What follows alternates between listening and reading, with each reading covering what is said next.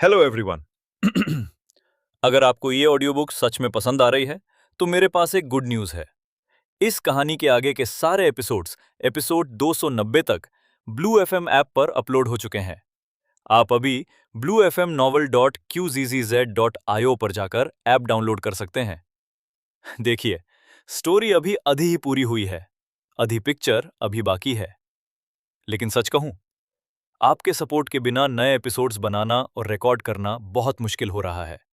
इसलिए please blue FM app पर आइए। वहां आप सिर्फ 39 रुपीज की मेंबरशिप ले सकते हैं। या फिर अगर आप मेंबरशिप नहीं लेना चाहते तो आप 1 रुपए, 5 रुपए या 10 रुपए के कॉइन्स लेकर उन कॉइन्स से डायरेक्ट नए एपिसोड्स अनलॉक कर सकते हैं। आपके हर एक अनलॉक से हमें कहानी आगे बढ़ाने में मदद मिलेगी। तो प्लीज अभी डाउनलोड करें और आगे की स्टोरी अनलॉक करें। मिलते हैं अगले एपिसोड में। लंबी गाड़ियों का काफिला जल्द ही उस पॉश सोसाइटी में पहुंचा जहां सुरेश रहता था। इस तरह के नज़ारे को देखने के लिए स्वाभाविक रूप से बड़ी संख्या में लोग जमा हो गए, विशेष रूप से उस लिमिटेड एडिशन सुपरकार को देखने के लिए जो इस काफिले में सबसे आगे थी। इसे देखकर कई युवा लड़के लड़कियां हैरानी से सांसें रोकने लगे। हे भगवान, क्या यह बुगाटी ला वोइतूर नोयर है? क्या यह असली है? क्या यह नकली हो सकती है? क्या यह कार लिमिटेड एडिशन नहीं है जिसकी दुनिया में केवल एक ही कॉपी है? यह इंदौर जैसे शहर में कैसे दिखाई दे सकती है नकली? क्या तुम्हारा दिमाग खराब हो गया है? इतनी महंगी कार की नकल बनाने की हिम्मत कौन करेगा? यह तो बिल्कुल असली लग रही है। वाह, फोटो खींचो, अभी फोटो खींचो। मैं इसे व्हाट्सएप स्टेटस पर लगाना चाहता हूँ। ड्राइवर तो बहुत ही हैंडसम लग रहा है। हे भगवान, काश वो मेरा बॉयफ्रेंड होता। जब कार सोसाइटी के गेट पर रुकी तो वहां मौजूद लड़के और लड़कियों के एक समूह ने तुरंत उसे घेर लिया। वे उत्साह से बातें कर रहे थे और उन सभी के चेहरों पर खुशी और कौतूहल साफ झलक रहा था। अगले ही पल दरवाजा खुलने की आवाज आई। विवान कार से बाहर निकला और उसने लापरवाही से दरवाजा बंद कर दिया।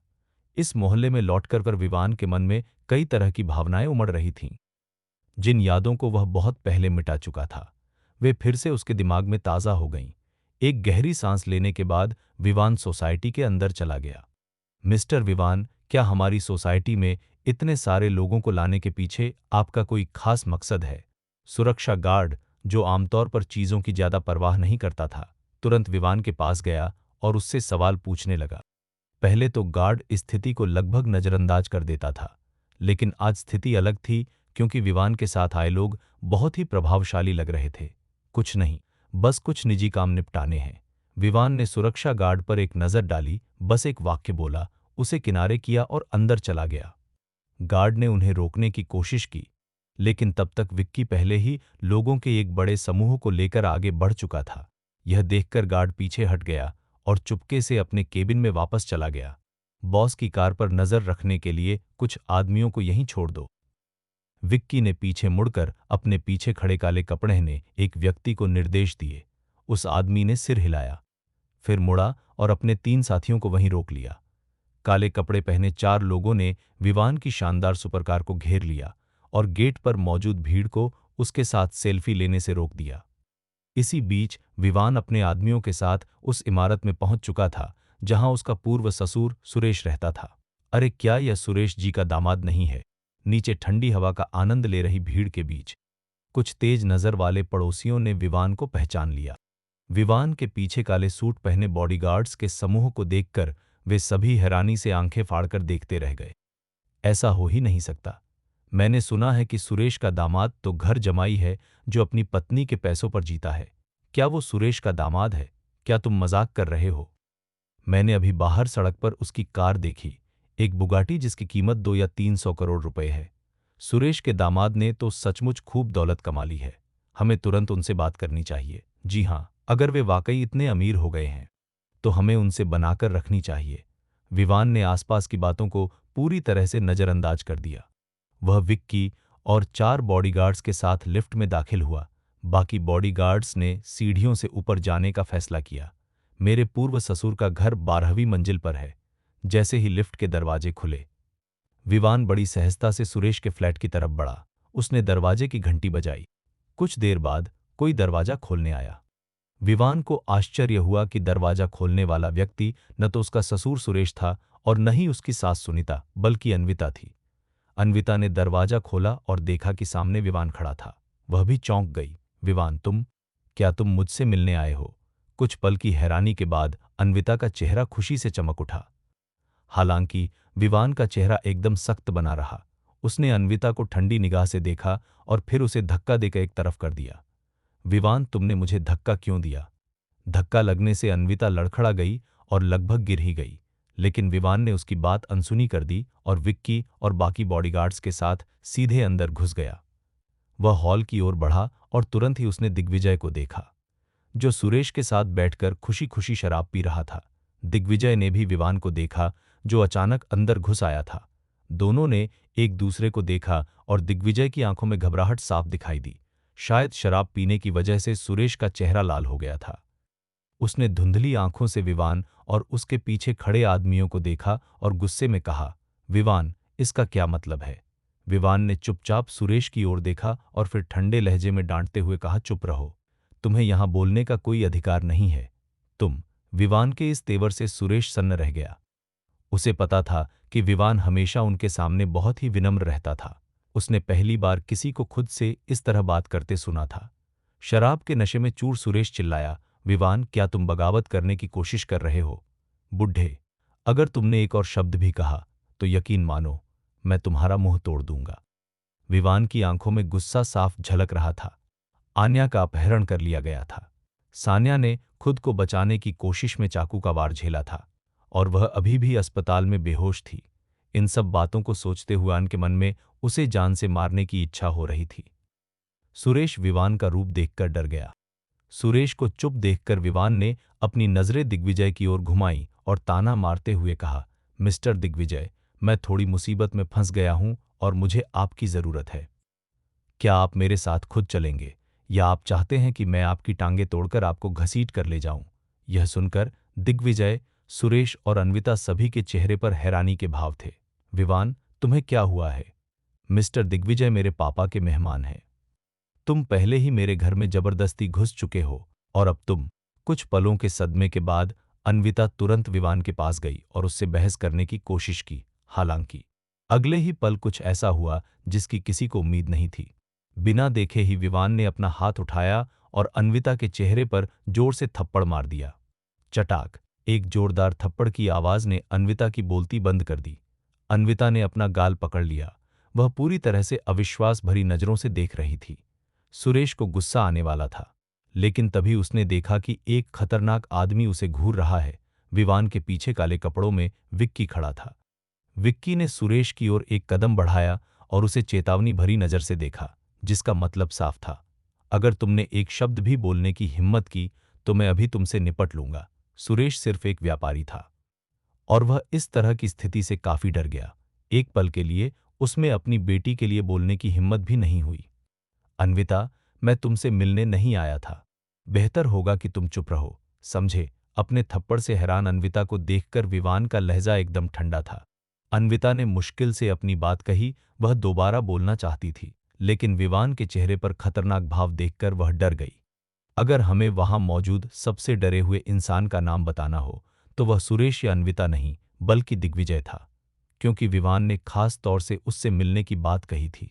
इसके अलावा विवान के तेवर देखकर यह साफ था कि यह कोई अच्छी बात नहीं है। एक पल के लिए दिग्विजय का दिमाग तेजी से चलने लगा। उसने बहुत सोचा और अंत में इस नतीजे पर पहुंचा कि विवान को जरूर कुछ न कुछ पता चल गया है, इसीलिए वह जानबूझकर उसके दरवाजे पर आया है। मिस्टर विवान, अगर आपको मुझसे बात करनी थी तो आप बस एक फोन कर सकते थे, यहां खुद आने की क्या जरूरत थी? दिग्विजय एक अजीब सी मुस्कान के साथ खड़ा हो गया। जब विवान ने उसे कोई जवाब नहीं दिया, बल्कि उसे जानलेवा नजरों से घूरा, तो दिग्विजय की मुस्कान तुरंत गायब हो गई। लेकिन फिर भी उसने हिम्मत करके बात जारी रखी, मुझे आश्चर्य है कि विवान जी का मुझसे क्या काम है? विवान ने फिर बिना किसी भाव के कहा, दिग्विजय, मैं तुम्हें इज्जत से मिस्टर दिग्विजय कहता हूं और तुम सच में खुद को बॉस समझने लगे। क्या तुम्हें मेरी बात समझ नहीं आई? क्या तुम खुद मेरे साथ चलोगे या मुझे तुम्हारी टांगें तोड़कर घसीटते हुए ले जाना पड़ेगा? मिस्टर विवान, हम सब सभ्य लोग हैं, आइए बातचीत से मसला सुलझाते हैं। हिंसा का सहारा मत लीजिए। दिग्विजय अंदर ही अंदर घबरा रहा था, लेकिन ऊपर से उसने मासूमियत का दिखावा करते हुए पूछा, मुझे लगता है कि आप काफी गुस्से में हैं। क्या कोई गलतफहमी हुई है, विक्की? विवान उससे बात करने में अपना समय बर्बाद नहीं करना चाहता था, इसलिए उसने विक्की को इशारा किया। विक्की समझ गया और जल्दी से आगे बढ़कर उसने दिग्विजय को दबोच लिया। विवान, कोई भी पागलपन मत करो, यह कानून का राज है। मुझे गिरफ्तार करना गैरकानूनी है, तुम्हें जेल जाना पड़ेगा। दिग्विजय बार बार पीछे हटता रहा और घबराहट में चिल्लाता रहा। कानून और जेल की बात सुनकर विवान का गुस्सा और भी भड़क उठा। कानून का राज? विवान गुस्से से हंसते हुए ठंडे स्वर में बोला, उसे मेज पर दबा दो। जी सर। दो और बॉडीगार्ड पीछे से दौड़कर आए और झट से दिग्विजय को डाइनिंग टेबल पर पटक दिया।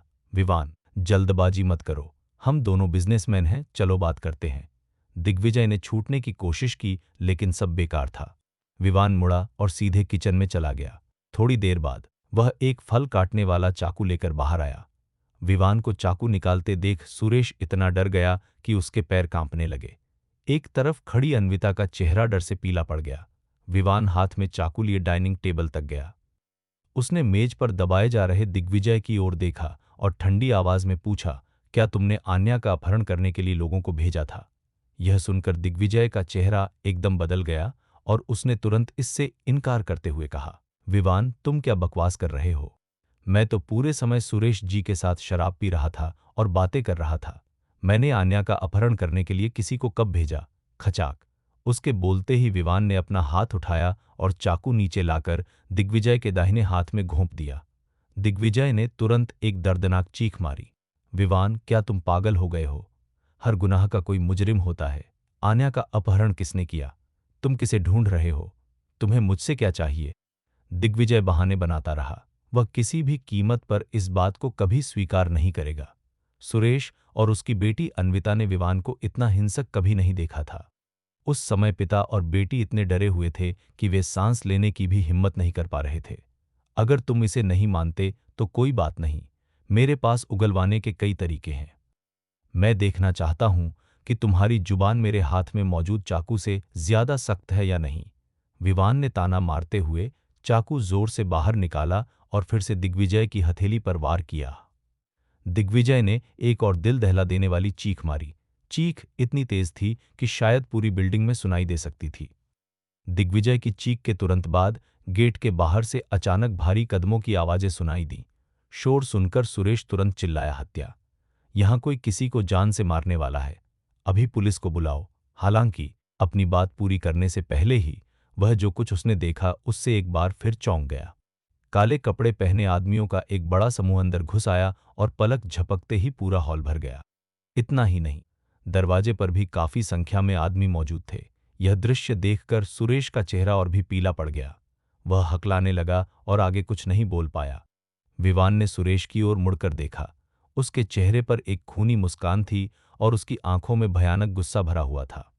विवान के कुछ बोलने से पहले ही सुरेश अचानक जमीन पर घुटने टेककर घबराते हुए बोला, विवान, तुम जो चाहो करो, मैं बीच में नहीं आऊंगा। बीच में आना? तुम्हें बीच में आने का क्या हक है? तुम तो बस एक छोटी सी कंपनी के चेयरमैन हो, खुद को समझते क्या हो? अगर मुझे अभी इतना गुस्सा ना आ रहा होता तो तुम्हें बहुत पहले ही खत्म कर देता। विवान की आंखें चाकू की तरह ठंडी थी और वह सुरेश को गुस्से से घूर रहा था। सुरेश कांप उठा और जवाब देने की हिम्मत नहीं कर पाया। यह देखकर विवान ने ठंडे लहजे में धमकी दी, अगर तुमने दोबारा आवाज भी निकाली तो मैं यह पक्का कर दूंगा कि तुम कल का सूरज न देख पाओ, समझे? सुरेश ने कुछ नहीं कहा, बस लगातार सिर हिलाता रहा। इस समय वह वास्तव में विवान से डर गया था और उसके सामने और नाटक करने की हिम्मत नहीं कर रहा था। सुरेश को धमकाने के बाद विवान ने एक बार फिर अपना चाकू उठाया और दिग्विजय की हथेली पर वार किया। इस समय तक दिग्विजय का पूरा दाहिना हाथ खून से लथपथ हो चुका था।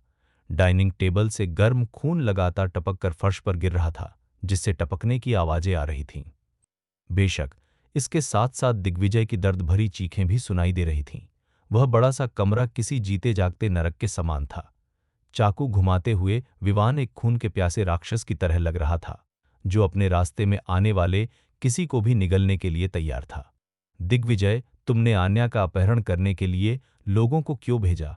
विवान ने अपने हाथ में चाकू को घुमाया, जिससे चाकू की धार दिग्विजय की हथेली में मुड़ गई और वह दर्द से चीख उठा। मैंने सच में आन्या को किडनैप करने के लिए किसी को नहीं भेजा, विवान, यह सब एक गलतफहमी है। यह देखकर कि दिग्विजय अभी भी अपनी बात पर अड़ा हुआ है, विवान ने बिना समय बर्बाद किए दिग्विजय की हथेली पर बार बार वार किया। खून चारों तरफ फैल गया। कुछ छींटे सीधे विवान के कपड़ों और चेहरे पर गिरे। पागलों जैसी हरकतें कर रहे विवान को देखकर अन्विता डर गई, लेकिन उसके डर में एक अजीब सा उत्साह भी मिला हुआ था। देखते ही देखते दिग्विजय का दाहिना हाथ पूरी तरह से बेकार हो गया। इसके बावजूद उसने खुद को बचाने की पूरी कोशिश की और यह स्वीकार नहीं किया कि उसने आन्या का अपहरण किया था। विवान का सब्र टूट रहा था। उसने चाकू फिर से उठाया, लेकिन इस बार चाकू की नोक दिग्विजय के चेहरे की ओर थी। विवान को सचमुच उसे जान से मारने के लिए तैयार देखकर दिग्विजय डर गया और जल्दी से चिल्लाया, ऐसा मत करो, ऐसा मत करो। मैं कबूल करता हूं, यह मैंने किया था। मैंने आन्या को उठाने के लिए लोगों को भेजा था, लेकिन यह सब समर का प्लान था। यह उसी ने किया था। उसने मुझे आन्या को किडनैप करने के लिए कहा था। मैं तो बस उसकी मदद कर रहा था, लेकिन मैंने जिन आदमियों को भेजा था उन्होंने आन्या को कोई खास नुकसान नहीं पहुंचाया। मैं अपनी जान की कसम खाता हूं, मौत का सामना करते हुए। दिग्विजय ने अब कुछ भी छिपाने की हिम्मत नहीं की और तुरंत समर की योजना का खुलासा कर दिया। सुरेश को सच्चाई सुनकर गहरा धक्का लगा।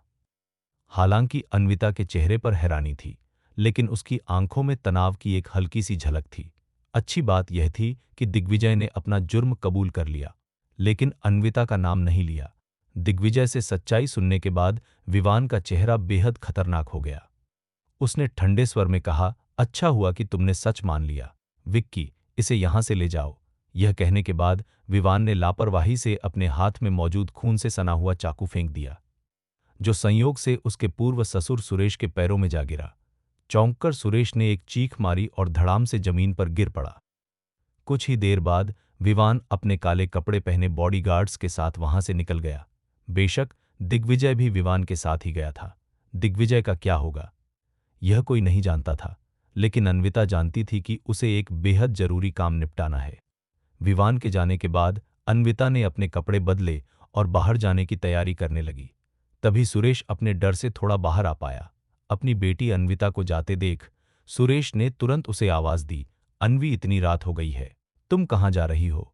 यह सुनकर अन्विता मुड़ी और उसने अपने पिता सुरेश की ओर देखा, लेकिन न जाने क्यों उसकी आंखों में जो भाव था वह सुरेश को बिल्कुल अजनबी सा लगा। देर हो रही है, मुझे घर जाकर आराम करना चाहिए। अन्विता का लहजा कुछ अजीब था। इतना कहकर वह पीछे मुड़े बिना दरवाजे से बाहर चली गई। अन्विता लिफ्ट लेकर सोसाइटी की पार्किंग में पहुंची। कार में बैठने के बाद उसने अपना फोन निकाला और समर को कॉल किया। फोन की घंटी 2 बार बजी, उसके बाद किसी ने फोन उठाया। अन्वी, तुमने मुझे फोन करने में इतनी देर क्यों लगा दी? वहां क्या हुआ? क्या सान्या मर गई? क्या विवान ने पुलिस को बुलाया है? फोन पर समर की बेहद घबराई हुई आवाज सुनाई दी। अन्विता ने अपना फोन कार के डैशबोर्ड पर रखा, फिर अपनी सीट को पीछे झुकाया और आराम से लेट गई। चिंता मत करो, सान्या मरी नहीं है और विवान ने पुलिस को फोन नहीं किया है। लेकिन क्या? अरे, मुझे सस्पेंस में मत रखो, मेरी जान निकल रही है, लेकिन तुम्हारे चाचा दिग्विजय को विवान ने पकड़ लिया है। ले जाने से पहले उन्हें इतनी बुरी तरह तड़पाया गया कि उनके हाथों को चाकू से छलनी कर दिया गया और बहुत खून बह गया। क्या विवान ने दिग्विजय का यह हाल किया? वह बेकार आदमी इतना जालिम कब से हो गया? समर यह खबर सुनकर सन्न रह गया। उसकी आवाज में भी यकीन न करने वाला भाव झलक रहा था। क्या तुमने गौर नहीं किया कि हमारे तलाक के बाद से वह धीरे धीरे बदल गया है? आज का विवान न केवल अमीर और ताकतवर है, बल्कि बहुत चालाक भी है। अन्विता ने अंगड़ाई ली। उसकी आवाज बहुत ही सुस्त थी। उसके रवैये से ऐसा लग रहा था मानो यह उसका मामला ही न हो।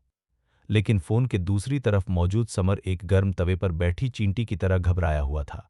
अन्वी, अब मैं क्या करूं? मैंने तुम्हारे कहने पर आन्या का अपहरण करने और सान्या को चाकू मारने के लिए लोगों को भेजा था। यह सब तो प्लान में नहीं था। अगर विवान ने जांच शुरू की तो तुम भी जरूर फंसोगी। तुम्हें जल्दी से कोई उपाय सोचना होगा। उसका बिना कहा मतलब यह था कि वह अन्विता से इस मुसीबत को सुलझाने में मदद चाहता था।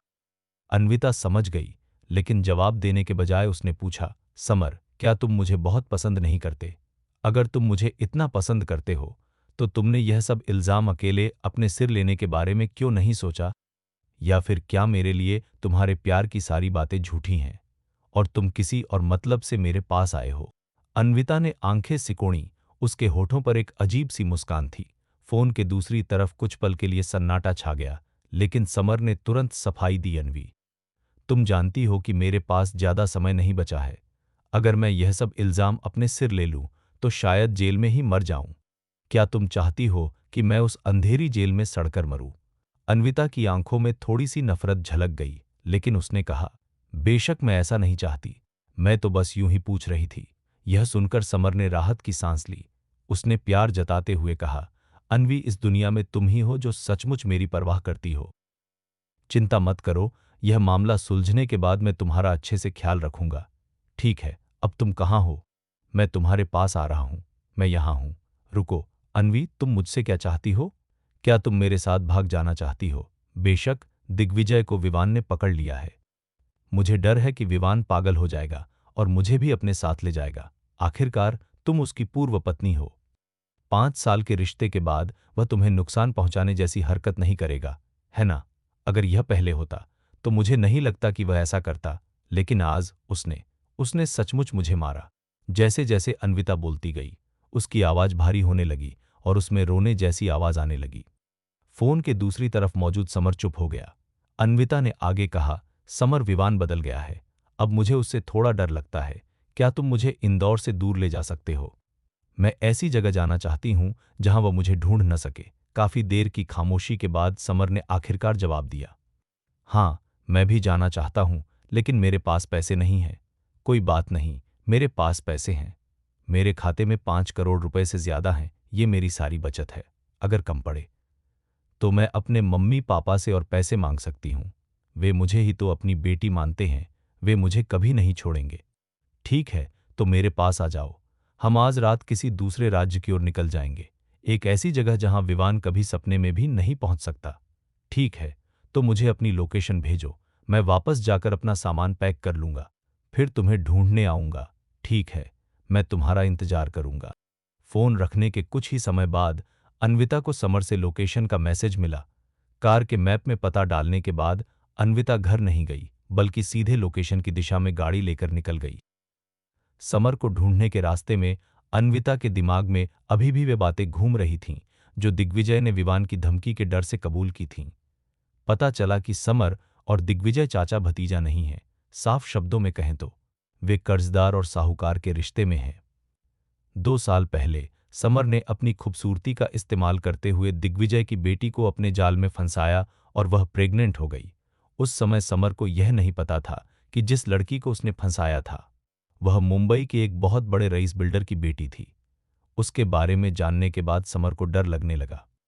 दिग्विजय से बचने के लिए समर उसकी बेटी को अबॉर्शन के लिए एक प्राइवेट क्लिनिक ले गया। हालांकि वहां की खराब हालत और डॉक्टर की लापरवाही के कारण दिग्विजय की बेटी को ऑपरेशन टेबल पर बहुत ज्यादा ब्लीडिंग हुई, जिसकी वजह से वह कभी मां नहीं बन सकती थी। आखिरकार सच्चाई सामने आ ही जाती है। दिग्विजय को जल्द ही इस बात का पता चल गया और गुस्से में आकर उसने समर को उठाने के लिए अपने आदमियों को भेजा। उसने न केवल समर को नपुंसक बना दिया, बल्कि पूरी घटना का वीडियो भी बनाया। इसके बाद उन्होंने वीडियो का इस्तेमाल करते हुए समर को 8 करोड़ रुपए के समझौते पर साइन करने के लिए मजबूर किया। समर नहीं चाहता था कि उसकी शर्मनाक सच्चाई इंटरनेट पर आए, इसलिए उसने अन्विता को अपना निशाना बनाया। यही कारण है कि वह इंदौर लौट आया और अन्विता से दोबारा संपर्क किया। उसने जानबूझकर अन्विता और विवान के रिश्ते को खराब किया, आधा तो विवान से अपनी पुरानी दुश्मनी के कारण और आधा इसलिए क्योंकि वह अन्विता के वर्मा ग्रुप का इस्तेमाल करके वह भारी भरकम कर्जा चुकाना चाहता था। बदकिस्मती से हालांकि उसकी योजना एकदम सही थी, लेकिन अन्विता और विवान के तलाक के बाद हालात और भी बदतर हो गए। अचानक हुए बदलावों ने विवान की असली पहचान सबके सामने ला दी। जब विवान की पहचान उजागर हुई, जब विवान ने समुद्रिका ग्रुप पर कब्जा कर लिया और जब विवान ने बार बार अन्विता को नीचा दिखाया, तो अन्विता को अपने फैसलों पर पछतावा होने लगा। जिस पल अन्विता को पछतावा हुआ, उसी पल समर की योजना पूरी तरह से फेल हो गई। अपनी योजना को पूरा करने और 8 करोड़ का कर्जा चुकाने के लिए समर ने अन्विता का हर तरह से पीछा करना शुरू कर दिया। यहां तक कि उसने ब्रेन ट्यूमर का एक झूठा नाटक भी किया। इतनी कोशिशों के बावजूद भी अन्विता विवान को नहीं भूल पाई। जब समर परेशान था, तभी अन्विता ने खुद उससे बात की और कहा कि वह समर के साथ रह सकती है, लेकिन इस शर्त पर कि उसे अन्विता का एक काम करना होगा, और वह काम था आन्या का अपहरण करना और विवान की टांगें तोड़ना। जब समर के सामने कोई रास्ता नहीं बचा, तो उसने बिना किसी हिचकिचाहट के हाँ कर दी, क्योंकि यही उसके जिंदा रहने का आखिरी मौका था। लेकिन किस्मत को कुछ और ही मंजूर था, और सान्या के बीच में आने से उनकी योजनाएं एक बार फिर फेल हो गईं। सब कुछ साफ हो जाने के बाद अन्विता का दिल बदलने लगा। उसे अपने आसपास के लोगों, अपने पिता सुरेश से नफरत होने लगी, लेकिन समर से उसकी नफरत और भी ज्यादा थी। अगर उसके पिता सुरेश लगातार विवान को नीचा न दिखाते और उसके कान न भरते, तो वह विवान से इतनी दूर न होती। अगर समर बीच में न आया होता और उसने जानबूझकर साजिश न की होती, तो वह विवान को पूरी तरह से नहीं छोड़ती और उनका तलाक न होता। उन्हीं दो लोगों की वजह से उसने विवान को खो दिया, और वह खुशी भी खो दी जो उसकी होनी चाहिए थी। समर, तुमने मेरी शादी बर्बाद कर दी और विवान को मुझसे छीन लिया। मैं तुम्हें इसकी कीमत चुकाने पर मजबूर कर दूंगी। अन्विता ने दोनों हाथों से स्टीयरिंग व्हील को कसकर पकड़ लिया। उसके दांत भिंच गए और उसकी आंखें गुस्से से लाल हो गईं। उसके मन में बदला लेने का विचार तेजी से फैल रहा था। जिस समय अन्विता समर को ढूंढने के लिए गाड़ी चला रही थी, उसी समय विवान ने दिग्विजय को रॉयल हॉट स्प्रिंग रिसॉर्ट में पहुंचा दिया था। वह दिग्विजय को यहां इसलिए नहीं लाया था कि उसे गर्म पानी के झरनों में नहलाए, बल्कि इसलिए लाया था ताकि दिग्विजय को उस जानवरों की जेल में भेज सके जहां उसने खुद 10 दिन बिताए थे। दिग्विजय को सीधे मार देना उसके लिए बहुत ही आसान सजा होती। विवान चाहता था कि वह अंतहीन दर्द और तड़प में जिए। विवान के आने की खबर से रॉयल हॉट स्प्रिंग क्लब की मालकिन रोज तुरंत सतर्क हो गईं। जब रोज ने विवान को लोगों के एक बड़े समूह के साथ अपने इलाके में आते देखा, तो वह तुरंत उससे मिलने निकल पड़ी। रोज ने लाल रंग की ड्रेस पहनी थी। उनका शरीर बहुत ही आकर्षक और मनमोहक लग रहा था। विवान के पीछे खड़े लोगों की भीड़ को देखकर उसने थोड़ी सी भौहें सिकोड़ीं। उसके चेहरे पर थोड़ी सी नाराजगी झलक रही थी। विवान, तुम यहां क्या कर रहे हो? विवान एकदम शांत बना रहा और बोला, रोज, परेशान मत हो, मैं तुम्हें तंग करने नहीं आया हूं। मैं बस तुमसे एक मदद मांगना चाहता हूं। मदद? किस तरह की मदद? रोज सतर्क दिख रही थी।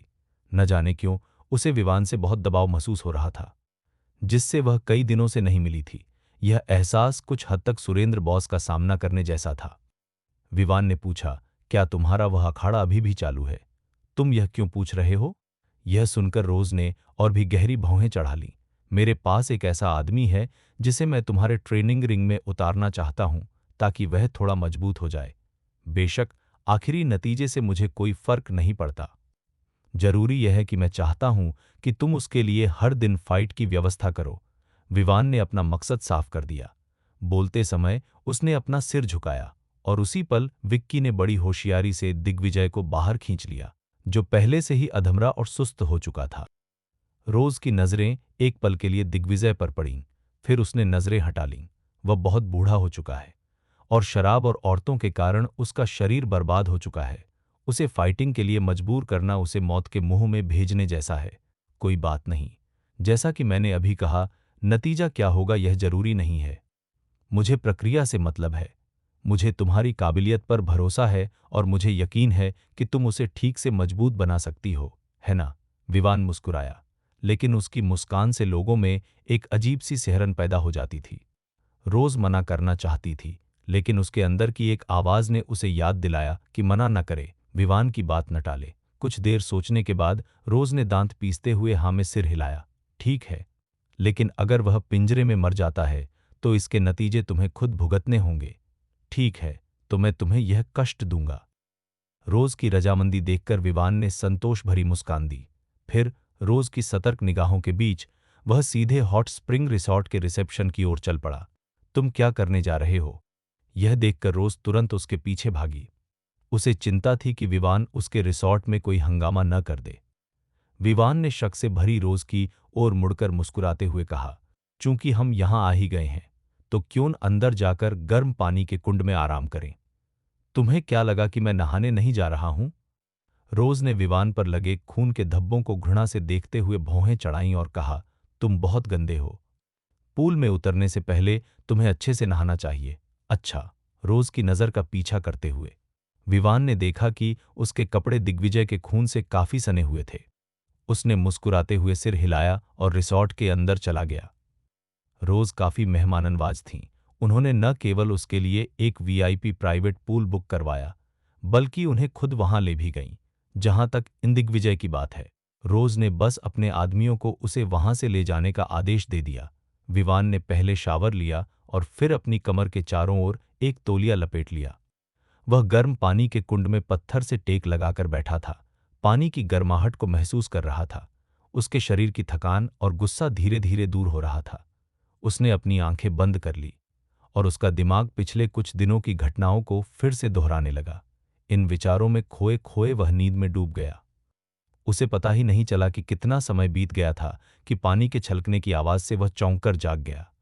ऊपर देखते ही सुनहरे रंग के लंबे पैरों की एक जोड़ी दिखाई दी। उसकी नज़र ऊपर की ओर गई और रोज पर पड़ी, जो सिर्फ एक तौलिए में लिपटी हुई थी। चाहे गर्म पानी की भाप के कारण हो या फिर नहाने के कारण, उसके गाल गुलाबी थे और वह बहुत ही खूबसूरत लग रही थी।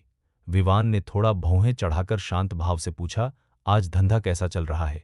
तुम ऐसा क्यों पूछ रहे हो? रोज धीरे से नीचे उतरी और विवान के सामने पानी में बैठ गई। विवान ने कहा, अगर धंधा इतना अच्छा नहीं होता तो तुम यहां मेरे पास क्यों आती? यह सुनकर रोज ने बड़े ही नखरे से अपनी आंखें घुमाईं। यह बात अच्छी तरह समझ लो, यह प्राइवेट पूल मेरा है। साफ शब्दों में कहें तो तुम्हें ही यहां से जाना चाहिए। विवान ने अपनी नाक को छुआ और अजीब तरह से हंसते हुए कहा, सच में? मुझे तो बहुत शर्म आ रही है। रोज ने ताना मारते हुए जवाब दिया, हाँ, सभी मर्द एक जैसे होते हैं। वे माफी मांगते हैं, लेकिन अपनी जगह से हिलते तक नहीं और जाने का जरा सा भी इरादा नहीं दिखाते। विवान ने बताया, मेरा मूड खराब था और मैं शांत होने के लिए कोई शांत जगह ढूंढ रहा था, बस इतना ही। खराब मूड? रोज एक पल के लिए रुकी, फिर एक प्यारी मुस्कान के साथ बोली, क्यों न तुम मुझे बताओ, फिर मैं तुमसे बात करूंगी।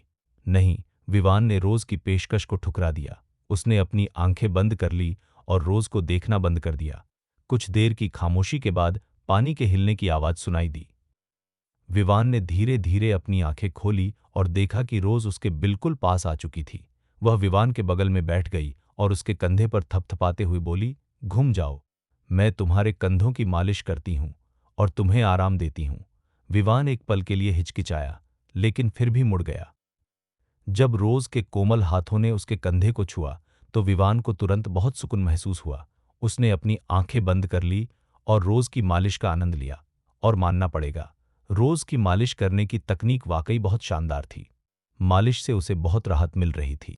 लेकिन जैसे जैसे वह मालिश करती गई, रोज का हाथ उसकी बगल के नीचे फिसलने लगा। जब रोज की हथेली ने विवान के पेट को छुआ तो विवान तुरंत खड़ा हो गया, मुड़ा और रोज को गुस्से से घूरने लगा। तुम क्या कर रही हो? तुम इतने भड़क क्यों रहे हो? मैं तुम्हें काफी देर से मालिश कर रही हूं। क्या मैं तुम्हारे एब्स को छूने का एक छोटा सा इनाम भी नहीं ले सकती? रोज ने शरारती मुस्कान बिखेरी। जैसा कि उसने कहा, वह केवल विवान के फिट शरीर को छूना चाहती थी। उसका कोई और गलत इरादा नहीं था। ठीक है, मैं चलता हूं। आज के लिए धन्यवाद। विवान ने गंभीर चेहरे के साथ धन्यवाद कहा और जाने ही वाला था, लेकिन उसकी कमर पर सिर्फ एक तौलिया लिपटा हुआ था और जब वह उठा तो वह थोड़ा ढीला हो गया था। जैसे ही उसने पहला कदम रखा, पानी के दबाव और खिंचाव के कारण तौलिया फिसल गया। रोज की आंखें चमक उठीं, उसकी आंखें खुशी से भर गईं। विवान शर्म से लाल हो गया। उसने जल्दी से तौलिया उठाया और उसे फिर से अपनी कमर के चारों ओर लपेट लिया, फिर हड़बड़ी में वहां से भाग गया। अरे, ऐसा तो है नहीं कि तुमने इसे पहले कभी नहीं देखा? तुम इतना शर्मा क्यों रहे हो? विवान को भागते हुए देखकर रोज अपनी हंसी नहीं रोक पाई। जब वे रिसॉर्ट से निकले तब सुबह के 4 बज चुके थे। विक्की और अन्य लोगों को विदा करने के बाद विवान वापस उस अस्पताल की ओर गाड़ी चलाकर गया जहां सान्या भर्ती थी। लेकिन जब वह वार्ड में पहुंचा तो उसे सान्या वहां नहीं मिली। विवान चौंक गया और तुरंत ड्यूटी पर मौजूद नर्स के पास गया।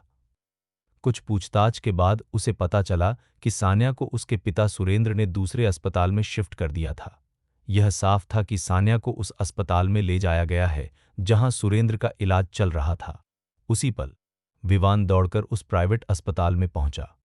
जब विवान वहां पहुंचा तब विक्की सुरेंद्र के वार्ड के दरवाजे पर पहरा दे रहा था। विक्की ने आगे बढ़कर उसका स्वागत किया। विवान भाई, सुरेंद्र बॉस आराम कर रहे हैं। अगर आप सान्या मैडम को ढूंढ रहे हैं तो सामने वाले वार्ड में चले जाइए। उसका रवैया बेहद विनम्र था और जब उसने विवान से बात की तो उसके शब्दों में इज्जत साफ झलक रही थी। विवान ने हल्के से सिर हिलाया और सामने वाले वार्ड की ओर मुड़ गया।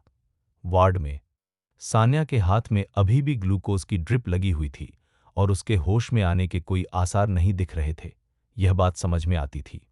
इतना खून बहने के बाद सान्या का शरीर बेहद कमजोर हो गया होगा और शायद इतनी जल्दी उसका होश में आना मुश्किल था। विवान सुबह होने तक कुछ देर वार्ड में ही रुका रहा, फिर उठा और चल दिया। आन्या अब भी घर पर उसका इंतजार कर रही थी। उसने आन्या से वादा किया था कि वह आज उससे मिलने वापस आएगा और वह अपना वादा नहीं तोड़ सकता था। इंदौर के पश्चिम में एक पहाड़ के रास्ते पर बने हॉलिडे होम के पास समर सड़क किनारे रेलिंग के पास खड़ा होकर अन्विता के आने का इंतजार कर रहा था। उन्होंने और अन्विता ने यहां मिलने और फिर साथ में किसी दूसरे राज्य जाने का प्लान बनाया था। इंदौर से उसके ठिकाने तक गाड़ी से जाने में 4 घंटे से अधिक का समय लगता था। उसके यहां रुकने का मुख्य कारण यह था कि उसे डर था कि विवान पुलिस को बुला लेगा। साथ ही इस जगह से नज़ारा काफी खुला था, इसलिए अगर कोई पुलिस की गाड़ी आती तो वह पहाड़ पर दूर से ही उसे देख सकता था और जंगलों में भाग सकता था। सुबह होने को थी और समर को बहुत नींद आ रही थी कि आखिरकार अन्विता की कार नजर आई। यह देखकर समर तुरंत खुश हो गया और सड़क किनारे खड़ा होकर अन्विता को लगातार हाथ हिलाने लगा।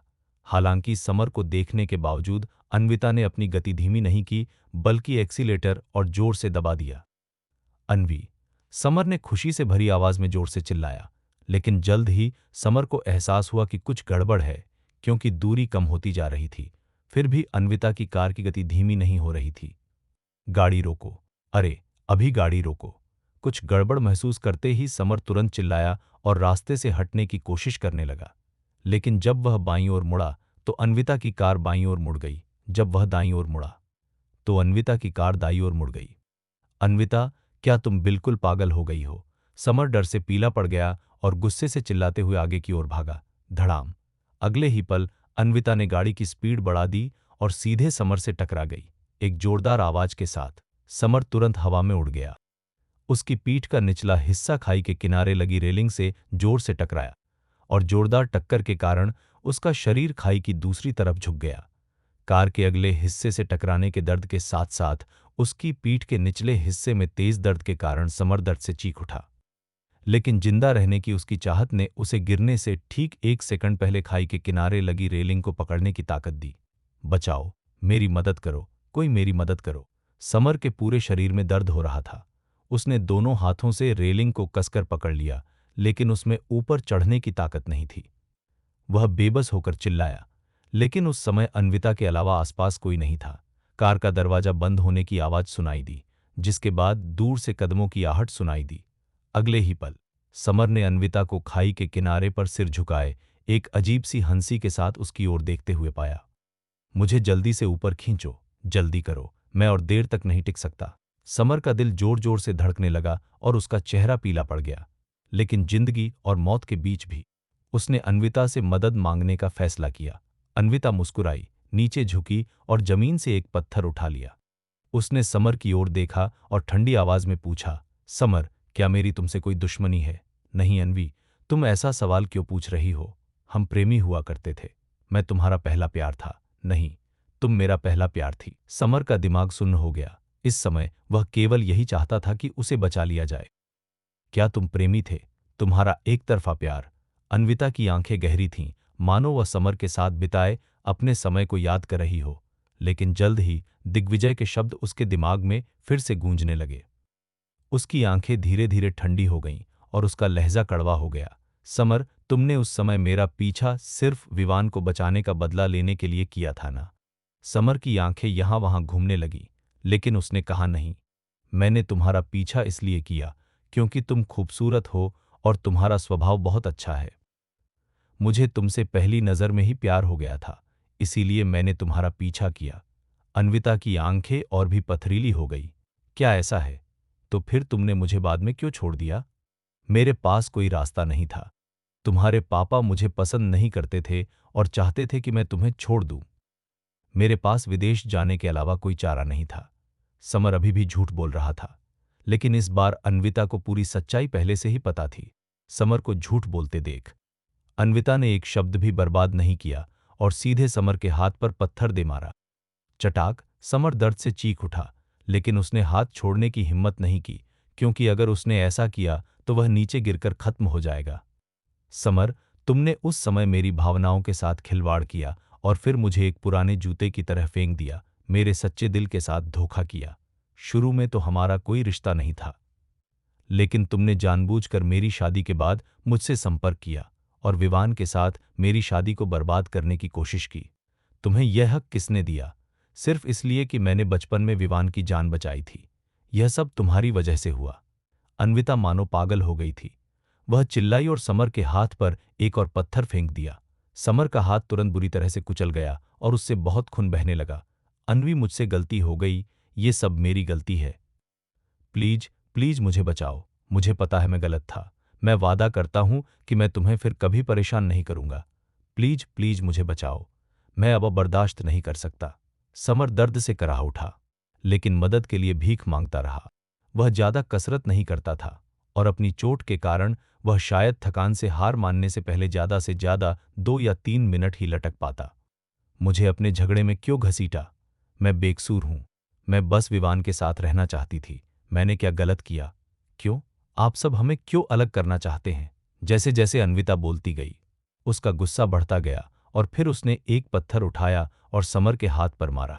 समर को इतना दर्द हो रहा था कि वह इसे और सहन नहीं कर सका और उसका हाथ इतना कांपने लगा कि उसने रेलिंग छोड़ दी। हे भगवान, मुझे बचाओ, प्लीज मुझे बचाओ। समर, जिसने केवल एक हाथ से रेलिंग पकड़ी हुई थी, बहुत डरा हुआ था और लगातार मदद के लिए चिल्ला रहा था। हालांकि अन्विता पर कोई असर नहीं पड़ा। डर के मारे मदद के लिए चिल्ला रहे समर को देखकर उसे एक अजीब सी खुशी महसूस हुई। गहरा जख्म खाने के बाद बदला लेने का यही मजा है। समर, क्या तुमने नहीं कहा था कि तुम मेरा पहला प्यार हो? हाँ, तुम मेरे अतीत के प्रेमी हो, लेकिन क्या तुम जानते हो, एक सच्चा प्रेमी तो वो होता है जो मर चुका हो। वह पागलों की तरह हंसने लगी और हंसते हंसते उसने आंसुओं से कांपती आवाज में कहा, तुम मुझे इतना पसंद करते हो तो तुम मेरे लिए एक आदर्श मृत प्रेमी बन जाओगे, है ना? समर के हाथों की ताकत धीरे धीरे कम होती गई और वह घबराकर चिल्लाया, नहीं अन्विता, मैं तुम्हें पसंद नहीं करता। मैं तुम्हें बिल्कुल भी पसंद नहीं करता। मैंने विवान को बचाने का बदला लेने के लिए ही तुम्हारा पीछा किया था। मैंने तुमसे कभी प्यार नहीं किया। अन्विता, मैं तुम्हारा प्यार नहीं हूं, विवान है। हाँ, विवान ही है। तुम्हारे दिल में सिर्फ वही है ना? अगर तुम्हें मारना है तो जाकर उसे मार डालो। मरने के लायक तो तुम ही हो। मेरा हाथ फिसल रहा है अन्विता। पहले मुझे ऊपर खींचो, पहले मुझे ऊपर खींचो, जल्दी करो। मैं गिरने वाला हूं। अन्विता का चेहरा पीला पड़ गया। उसकी आंखों में दर्द झलक रहा था। तुम मुझे पसंद भी नहीं करते तो मैं तुम्हें क्यों बचाऊं? मरने के लायक तो तुम हो। अगर तुम न होते तो मैं विवान को तलाक नहीं देती। अगर तुम न होते तो मैं विवान के साथ खुश होती। यह सब तुमने ही किया है। समर, तुम्हें ही मरना चाहिए। इतना कहने के बाद अन्विता ने अपने हाथ में उठाया हुआ पत्थर जोर से समर के सिर पर दे मारा। ठक। समर के सिर पर चोट लगी और उस बेहोशी की हालत में उसके हाथ की पकड़ छूट गई। अगले ही पल उसका शरीर तेजी से खाई में नीचे गिर गया। अन्विता, तुम पागल हो। मैं भूत बनकर भी तुम्हें नहीं छोड़ूंगा। समर जोर जोर से चीखा और गालियां दी, लेकिन उसकी आवाज धीरे धीरे धीमी होती गई। पलक झपकते ही वह नीचे बादलों और धुंध में गायब हो गया, बिना कोई निशान छोड़े खो गया। इतनी ऊंचाई से गिरने पर उसकी मौत पक्की थी। अन्विता खाई के नीचे बादलों को घूरते हुए विचारों में डूबी हुई थी। उसे शांत होने में काफी समय लगा। मैंने किसी को मार डाला। उसका शरीर बुरी तरह कांप रहा था और तेज डर ने उसे हिलाकर रख दिया था। वह जमीन पर गिर पड़ी और 20 मिनट से अधिक समय तक वहीं बैठी रही। समर की हत्या करने की बात पूरी तरह स्वीकार करने के बाद अन्विता जमीन से उठी, जल्दी से कार में बैठी और इंदौर की ओर तेजी से रवाना हो गई। हालांकि उसने इस बात पर ध्यान नहीं दिया कि जैसे ही वह समर को मारने के लिए वहां रुकी थी, संयोग से एक व्यक्ति वहां से गुजर रहा था और उसने अचानक उस दृश्य को देख लिया। इतना ही नहीं, उस व्यक्ति ने अपना फोन निकालकर पूरी घटना का वीडियो भी बना लिया। बहुत सवेरे विवान अपने थके हुए शरीर को घसीटते हुए रिवर फ्रंट विला में वापस लौटा। इस समय विवान को लगा कि आन्या को अभी तक नहीं उठना चाहिए था। लेकिन जब उसने दरवाजा खोला तो वह यह देखकर हैरान रह गया कि आन्या हॉल में सोफे पर सिकुड़कर लेटी हुई थी। आहट सुनकर थकी हुई लग रही आन्या कांप उठी और एक डरी हुई बिल्ली के बच्चे की तरह तुरंत घबराकर अपना सिर दरवाजे की ओर घुमाया। हालांकि जब आन्या ने देखा कि अंदर आने वाला व्यक्ति विवान था, तो वह खुद को आंसू बहाने से नहीं रोक सकी। वह सोफे से कूदी और नंगे पैर विवान की ओर दौड़ी। विवान के कुछ बोलने से पहले ही वह उसकी बाहों में गिर पड़ी, उसकी कमर को कसकर पकड़ लिया और दुखी और दयनीय स्वर में बोली, विवान, तुम आखिरकार वापस आ ही गए। तुम पूरी रात सोई नहीं? विवान ने आन्या को वापस गले लगाया। वह साफ महसूस कर सकता था कि आन्या उसकी बाहों में कांप रही है। एक लड़की होने के नाते अपहरण जैसी घटना का अनुभव करने के बाद डर लगना स्वाभाविक है। आन्या के बारे में सोचते हुए, जो डर के मारे घर में छिपी हुई थी और पूरी रात हॉल में उसका इंतजार कर रही थी, विवान को एक अजीब तरह का अपराध बोध महसूस हुआ। आन्या ने नम आंखों से विवान की ओर देखा और दयनीय स्वर में बोली, मुझे डर लग रहा है। जब मैं घर पर अकेली होती हूं तो सो नहीं पाती। मुझे खेद है कि मैं कल रात तुम्हारे साथ रहने के लिए वापस नहीं आ सका। विवान को दिल में दर्द महसूस हुआ। आन्या ने अपना सिर हिलाया, मानो खुद को मजबूत दिखा रही हो, और बोली, विवान कल रात वापस नहीं आए। जरूर कोई जरूरी बात हुई होगी, मैं समझ सकती हूं। मैं तुम्हें दोष नहीं देती। विवान ने पूछा, क्या तुम ठीक हो? क्या तुम्हें चोट लगी है? क्या उन लोगों ने तुम्हें परेशान किया? मैं ठीक हूं और मुझे कोई चोट नहीं आई है। हालांकि उन लोगों ने मेरा अपहरण किया था, फिर भी वे मेरे साथ काफी विनम्र थे। जब आन्या बोल रही थी तो वह अपने आंसू पोंछ रही थी। उसकी हालत देखकर किसी को भी उस पर दया आ जाए। अच्छा हुआ कि तुम ठीक हो, शुक्र है कि तुम ठीक हो। विवान ने धीरे से आन्या की पीठ थपथपाई और दिलासा देते हुए कहा, चिंता मत करो, मैंने तुम्हें उठाने वालों से निपट लिया है। ऐसा दोबारा नहीं होगा। यह सुनकर आन्या ने उत्सुकता से पूछा, जान क्या आपको पता है कि मेरा अपहरण किसने किया था? जी हाँ, ये दिग्विजय है, मुंबई में दिग्विजय रियल एस्टेट का चेयरमैन। विवान ने सिर हिलाया। दिग्विजय का नाम सुनते ही आन्या ने एक पल के लिए सोचा और तुरंत उस व्यक्ति को याद कर लिया। उसने मेरा अपहरण क्यों किया? यह एक उलझा हुआ मामला है। अगर तुम इसके बारे में सुनना चाहती हो तो मैं तुम्हें धीरे धीरे समझा सकता हूं। मैं यह सुनना चाहती हूं। आन्या ने जोर से सिर हिलाया। यह देखकर विवान ने आन्या का कोमल हाथ पकड़ा और उसे हॉल में सोफे पर बैठाया। दिग्विजय ने तुम्हारा अपहरण इसलिए किया क्योंकि विवान ने पूरी कहानी सुनाना शुरू किया। जब आन्या ने सुना कि विवान को बचपन में एक लड़की की मदद करने के कारण तंग किया गया था, तो उसकी आंखों में दुख की झलक दिखाई दी, लेकिन उसने यह दिखाया नहीं। इसके बजाय वह चुपचाप सुनती रही। जब आन्या को पता चला कि विवान पर समर ने धोखे से हमला किया था, उसे बांध दिया था और वह बाल बाल बचा था, तो वह साफ तौर पर घबरा गई थी। जब आन्या को विवान से पता चला कि सान्या समय पर पहुंचकर उसे बचाने में कामयाब रही, लेकिन वह घायल हो गई और उसे अस्पताल में भर्ती कराया गया है, तो वह चिंतित हो गई। क्या सान्या ठीक है? डॉक्टर ने क्या कहा? क्या वह ठीक हो जाएगी? चिंता मत करो, वह खतरे से बाहर है। लेकिन बहुत खून बह जाने के कारण वो अभी भी बेहोश है। विवान ने कुछ तसल्ली भरे शब्द कहे और फिर बाकी बातों पर चर्चा करने लगे। उसने बिना कुछ छिपाए दिग्विजय की गिरफ्तारी के बारे में भी बताया। आन्या चुप रही और उसने कोई टिप्पणी नहीं की। विवान द्वारा सब कुछ समझाने के बाद ही आन्या ने आखिरकार पूछा, तो मेरे विवान के चेहरे पर जो चोट के निशान हैं, वे उस कमीने समर द्वारा पीटे जाने के कारण हैं। उसने अपना हाथ उठाया और धीरे से विवान के गाल को सहलाया। उसकी आंखों में गहरा दर्द झलक रहा था। यह तो बस मामूली चोट है, कोई गंभीर बात नहीं है। विवान फीका सा मुस्कुराया। आन्या की आंखों में आंसू भर आए और वे बहने लगे। विवान, मुझे माफ कर दो। अगर मैं न होती तो तुम समर से मिलने नहीं जाते, उसके हाथों घायल नहीं होते और तुम्हारी जान जोखिम में नहीं पड़ती। विवान ने आगे बढ़कर आन्या के आंसू पोंछे और बेहद प्यार भरे स्वर में कहा, बकवास मत करो। तुम मेरी गर्लफ्रेंड हो और तुम्हारी रक्षा करना मेरा फर्ज है। इसके अलावा यह सब मेरी वजह से शुरू हुआ है।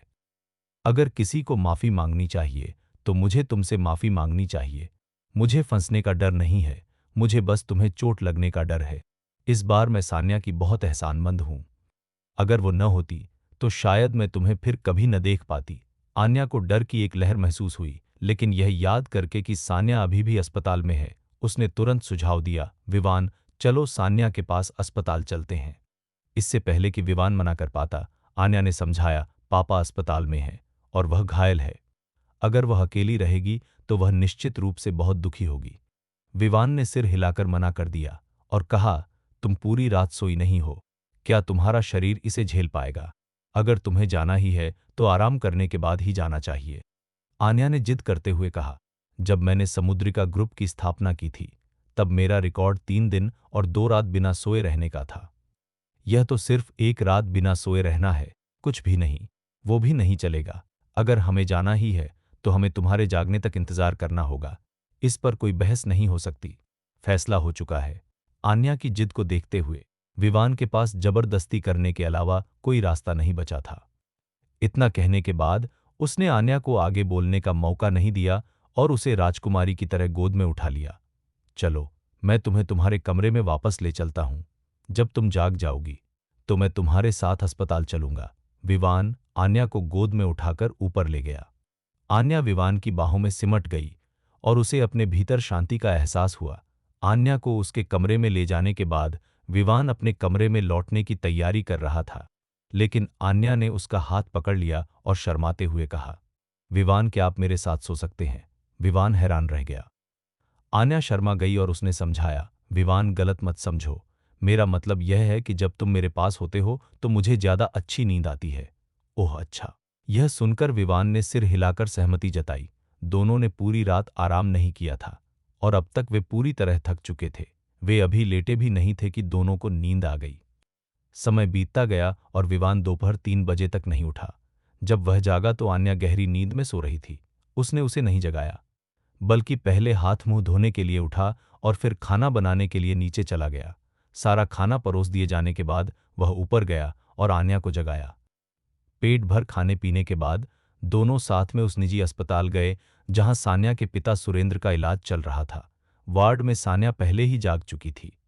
वह खिड़की से बाहर खाली निगाहों से देखती रही। उसे यह भी पता नहीं चला कि विवान और आन्या वार्ड में कब दाखिल हुए। सान्या का पीला चेहरा देखकर विवान के मन में कई तरह की भावनाएं उमड़ रही थीं। सान्या। आन्या सबसे पहले बिस्तर के पास पहुंची। उसने सान्या का हाथ पकड़ा और चिंता से पूछा, सान्या, क्या तुम्हारे घाव में अभी भी दर्द हो रहा है? क्या तुम्हें कहीं और कोई तकलीफ महसूस हो रही है? सान्या अपनी सोच से बाहर निकली और आन्या की ओर मुड़ी। जैसे ही वह कुछ बोलने वाली थी, उसकी नजर कोने में पड़ी कि विवान आन्या के पीछे खड़ा है। उसके होठों पर एक बनावटी मुस्कान आ गई। उसने अपना सिर हिलाया और कमजोर आवाज में कहा, घाव में थोड़ा दर्द हो रहा है, लेकिन यह कोई गंभीर बात नहीं है। मैं मरूंगी नहीं। तुमने बहुत जल्दबाजी की। अगली बार जब तुम्हें ऐसी कोई स्थिति दिखे तो सबसे पहले पुलिस को फोन करना याद रखना। उफ, मैंने गलत बोल दिया। अब ऐसा दोबारा नहीं होगा। आन्या के शब्दों ने सान्या के दिल को सुकून दिया। वह मुस्कुराई, लेकिन शायद अपनी कमजोरी के कारण उसने कोई जवाब नहीं दिया। आन्या अस्पताल में मरीज के बिस्तर के पास काफी देर तक बातें करती रही। यह देखकर कि सान्या सुस्त थी और ज्यादा बात करने की इच्छा नहीं रखती थी, उसने सान्या के वार्ड से जाकर उसके पिता सुरेंद्र से मिलने का प्रस्ताव रखा। विवान, तुम यहीं रुको और सान्या का अच्छे से ख्याल रखना। मैं अंकल को देखने जा रही हूं। इतना कहकर आन्या उठी और वार्ड से चली गई, विवान और सान्या को अकेला छोड़कर। आन्या के जाने के बाद विवान अभी भी इस बात को लेकर परेशान था कि बातचीत कैसे शुरू करे, लेकिन सान्या ने सबसे पहले पूछा, क्या तुम ठीक हो? क्या तुम्हें चोट लगी है? मैं ठीक हूं, लेकिन मैं समर को पकड़ नहीं पाया, वह भाग गया। इस समय विवान की भावनाएं बेहद उलझी हुई थीं। वह साफ तौर पर सान्या की परवाह और प्यार को महसूस कर सकता था, लेकिन वह बदले में वैसा प्यार देने में असमर्थ था। अच्छा हुआ कि तुम ठीक हो। जहां तक समर की बात है, वह तो बस एक जोकर है। वह कुछ समय के लिए तो छिप सकता है, लेकिन हमेशा के लिए नहीं छिप सकता। देर सवेर पुलिस उसे पकड़ ही लेगी और कानून के अनुसार उसे सजा मिलेगी। सान्या ने कमजोर सी मुस्कान दी, लेकिन बोलते ही उसे खांसी आ गई। यह देखकर विवान चौंक गया और तुरंत आगे बढ़कर सान्या का हाथ पकड़ लिया और चिंतित भाव से पूछा, क्या हुआ? क्या आपकी तबीयत खराब है? क्या मैं डॉक्टर को बुलाकर आपको दिखाऊं? नहीं, बस घाव में थोड़ा दर्द हो रहा है। सान्या के पीले पड़े चेहरे पर एक मुस्कान आ गई। बोलते बोलते उसने विवान का हाथ पकड़ लिया। विवान ने पहले अपना हाथ छुड़ाने की कोशिश की, लेकिन सान्या की हालत और उसे बचाते हुए घायल हो जाने की बात सोचकर वह ऐसा नहीं कर पाया। विवान, तुम्हें मुझे बचाना नहीं चाहिए था। तुम्हें मुझे मरने देना चाहिए था। इस तरह मैं तुम्हें और परेशान नहीं करती। सान्या की आंखों में जुनून की आग जल रही थी जब उसने विवान की आंखों में टकटकी लगाकर देखा। विवान ने भौहें चढ़ाते हुए कहा, किसी के जीवित या मृत होने के बारे में बार बार बात करना अशुभ होता है। हंसते हंसते यह सुनकर सान्या जोर से हंस पड़ी, लेकिन शायद हंसी की वजह से ही उसके घाव में फिर से दर्द होने लगा। उसका चेहरा पीला पड़ गया, लेकिन फिर भी उसने खुद को मजबूर करके कहा, विवान, तुम्हारा खेल खत्म हो गया है। जब तक मैं जिंदा हूं, मैं तुम्हें कभी नहीं छोड़ूंगी। विवान के चेहरे पर कुछ उलझे हुए भाव थे। वह चुप रहा और सान्या को कोई जवाब नहीं दिया। सान्या को मानो विवान के मन की बात समझ आ गई थी। उसने मुस्कुराते हुए धीमी आवाज में कहा, विवान, तुम्हें मुझे जवाब देने की जरूरत नहीं है, लेकिन मेरी जान बचाने के एहसान को कृपया मना मत करना, ठीक है? अच्छा। कुछ देर की हिचकिचाहट के बाद विवान ने दांत पीसकर हाँ में सिर हिलाया। पहले वह बिना किसी झिझक के सान्या को मना कर देता, लेकिन कल जो कुछ हुआ उसके बाद वह सान्या को और चोट पहुंचाने की हिम्मत ही नहीं कर पा रहा था। अच्छी बात यह थी कि सान्या ने बाकी समय कुछ नहीं कहा। उसने बस विवान का हाथ कसकर पकड़ रखा था, उसे प्यार से देख रही थी और उन दोनों के इस खास पल का आनंद ले रही थी। 1 घंटे बाद आन्या वापस लौटी। विवान ने तुरंत अपना हाथ पीछे खींच लिया। सान्या की आंखों में थोड़ी सी तकलीफ झलक रही थी, लेकिन उसने इसे जाहिर नहीं होने दिया। आन्या बिस्तर के पास गई। उसने पहले विवान को देखा और फिर बिस्तर पर लेटी हुई सान्या को देखा। सान्या, आज रात तुम क्या खाना चाहोगी? Chicken soup. सान्या ने खुद को संभाला और मुस्कुराते हुए जवाब दिया, लेकिन आन्या ने माथे पर शिकन लाते हुए कहा, तुम्हें चोट लगी है, इसलिए इस दौरान हल्का भोजन करना ही सबसे अच्छा है, जो भी हो। यह सुनकर सान्या ने तुरंत मुंह बना लिया। उसने हाथ हिलाया, लेकिन हाथ हिलाने की वजह से अनजाने में उसकी पीठ पर लगा घाव और खिंच गया। सान्या दर्द से करा उठी। उसका पहले से ही पीला पड़ा चेहरा और भी ज्यादा सफेद हो गया। यह देखकर आन्या चिंता से पूछने ही वाली थी कि विवान ने पहले ही पूछ लिया, क्या तुम ठीक हो? कुछ नहीं हुआ, बस गलती से मेरा घाव खिंच गया। सान्या ने विवान की ओर मुस्कुराते हुए धीरे से अपना सिर हिलाया। तीनों ने वार्ड में थोड़ी देर बातचीत की और फिर आन्या ने खाना खरीदने के लिए नीचे जाने का सुझाव दिया। विवान ने खुद जाकर खाना लाने की बात कही और आन्या से कहा कि वह सान्या के साथ वार्ड में ही रहे। विवान की जिद देखकर आन्या के पास मानने के अलावा कोई रास्ता नहीं था। आधे घंटे बाद विवान पैक किया हुआ खाना लेकर अस्पताल लौटा, लेकिन जैसे ही वह वार्ड के दरवाजे पर पहुंचा, विक्की ने उसे रोक दिया। विवान भाई, सुरेंद्र बॉस आपको बुला रहे हैं। विवान इस बारे में ज्यादा नहीं सोचा। विक्की को खाने का पैकेट देने के बाद वह मुड़ा और सुरेंद्र के वार्ड की ओर चला गया। सुरेंद्र अस्पताल के बिस्तर से टेक लगाकर बैठा था। उसका चेहरा पीला पड़ गया था और वह पहले से भी कमजोर हो गया था। वह हवा में टिमटिमाती मोमबत्ती की तरह लग रहा था, मानो वह ज्यादा देर तक जिंदा न रह पाए। विक्की ने मुझे बताया था कि आप मुझे ढूंढ रहे थे। विवान बिस्तर के पास गया, एक कुर्सी खींची और बैठ गया। दिग्विजय वाले मामले को तुमने जिस तरह से संभाला, उससे मैं बहुत खुश हूं। सुरेंद्र मुस्कुराया। उसकी आंखों में तारीफ का भाव था जब उसने विवान को देखा। विवान ने शांत भाव से कहा, क्या आप नहीं चाहते कि मैं उसे मार डालूं? किसी से बदला लेने के कई तरीके हैं। उसे सीधे जान से मारने के बजाय उसे अंतहीन दर्द और तड़प में जीने देना बेहतर है। सुरेंद्र ने संतुष्टि से मुस्कुराते हुए कहा, ठीक वैसे ही जैसे तुमने किया। उसे रोज के उस पिंजरे में फेंक दो, ताकि वह न तो जी सके और न ही मर सके। विवान चुप रहा। मुझे पहले लगता था कि तुम्हारी शराफत को बदलना मुश्किल है, लेकिन अब मैं समझ गया हूं। तुम वास्तव में इतने शरीफ नहीं हो। तुम केवल तब तक नरम रहते हो जब तक तुम्हारी दुखती नस को छेड़ा नहीं जाता। सुरेंद्र ने आगे कहा, एक बार जब कोई तुम्हारे किसी अपने को छू लेता है तो तुम अपना आपा खो बैठते हो, खूंखार हो जाते हो और अंजाम की परवाह नहीं करते। विवान ने पूछा, क्या अंकल को लगता है कि यह अच्छी बात है या बुरी बात? अच्छे और बुरे का फैसला मैं नहीं, बल्कि तुम तय करते हो। अगर तुम्हें लगता है कि यह किया जाना चाहिए तो यह सही है, अगर तुम्हें लगता है कि यह नहीं किया जाना चाहिए तो यह गलत है। सुरेंद्र जानता था कि विवान कुछ उलझन महसूस कर रहा है, इसलिए उसने धैर्यपूर्वक उसे समझाने की कोशिश की।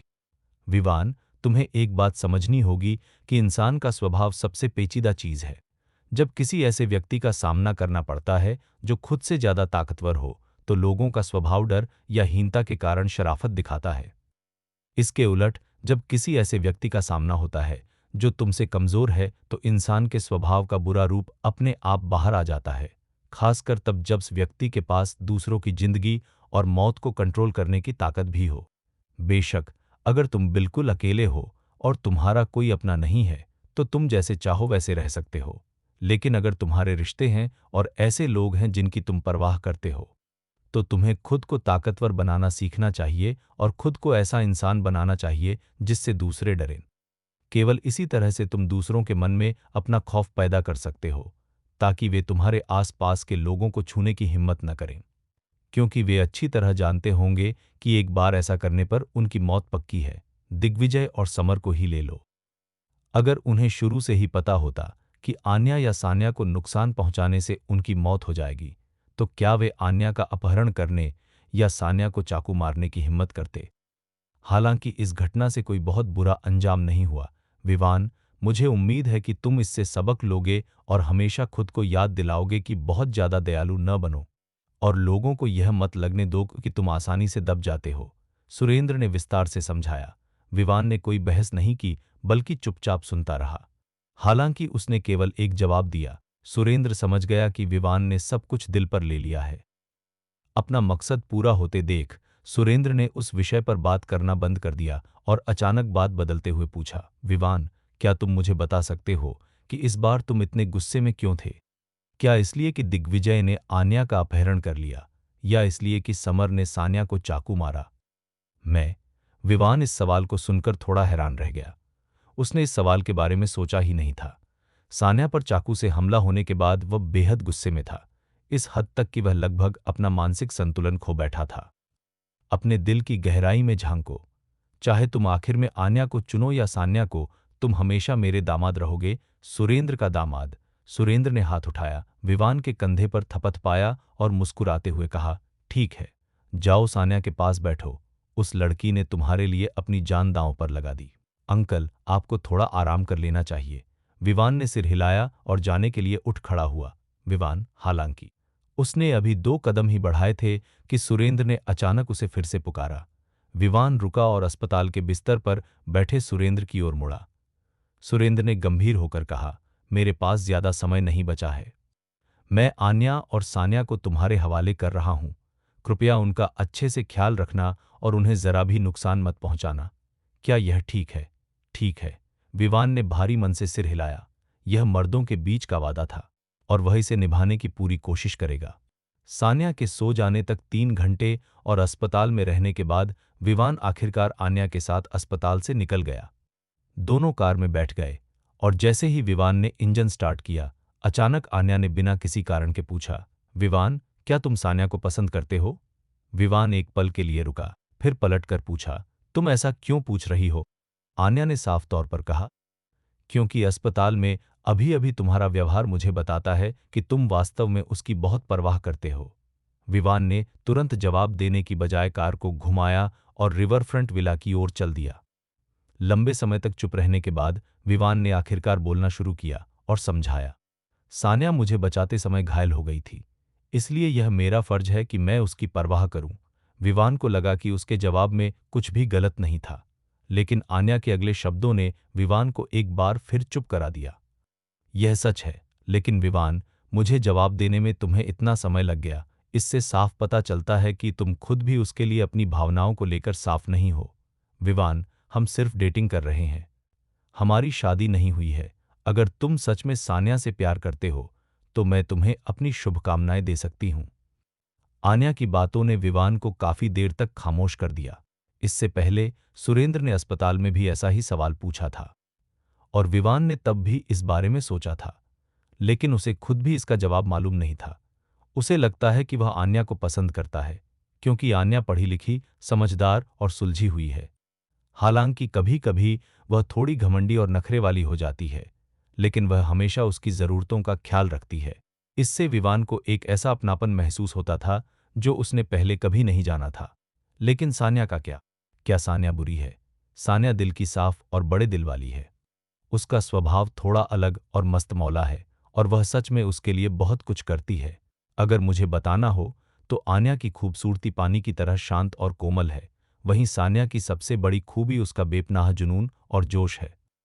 दोनों लड़कियां बहुत अच्छी थीं और वह सच में दोनों को पसंद करता था, लेकिन प्यार की दुनिया में किसी तीसरे के लिए जगह नहीं होती। इसलिए उसे अपनी भावनाओं को दबाना पड़ा और जानबूझकर सान्या से दूरी बनानी पड़ी। उसे लगा कि इससे सान्या पीछे हट जाएगी, लेकिन हुआ इसका उल्टा। सान्या का स्वभाव ऐसा था कि वह आसानी से हार मानने वाली नहीं थी। वह उसे बचाने के लिए अपनी जान देने को भी तैयार थी, और जब वह मौत के मुंह में थी, तब भी उसने बिना डरे अपने प्यार का इजहार किया। आन्या, असल में मैं। विवान ने गहरी सांस ली और अपने दिल की बात कहने की तैयारी करने लगा, लेकिन इससे पहले कि वह कुछ बोल पाता, आन्या ने उसे बीच में ही रोक दिया। विवान, आज रात तुमने खाना कहाँ से मंगाया था? बहुत ही बेकार था। उस जगह से दोबारा कभी खाना मत मंगाना। आन्या मुस्कुराई। वह बहुत ही नॉर्मल लग रही थी, लेकिन विवान ने देखा कि घबराहट के कारण आन्या ने अपनी ड्रेस के कोने को कसकर पकड़ रखा था।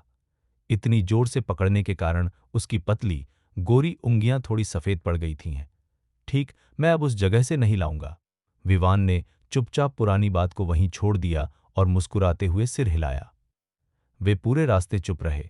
विला में लौटने के बाद दोनों आराम करने के लिए अपने अपने कमरों में चले गए। विवान ने हमेशा की तरह गर्म पानी से स्नान किया। वह बिस्तर पर लेटा रहा। उसके दिमाग में सुरेंद्र और आन्या के सवाल बार बार घूम रहे थे। वह यह भी समझना चाहता था कि वह सबसे ज्यादा किसे पसंद करता है, आन्या को या सान्या को। समय बीतता गया।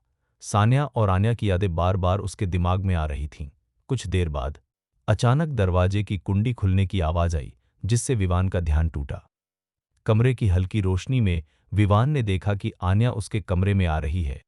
उसने एक बहुत ही खूबसूरत लेस वाला नाइट गाउन पहना हुआ था और पीछे गलियारे की रोशनी में उसका फिगर और भी आकर्षक लग रहा था।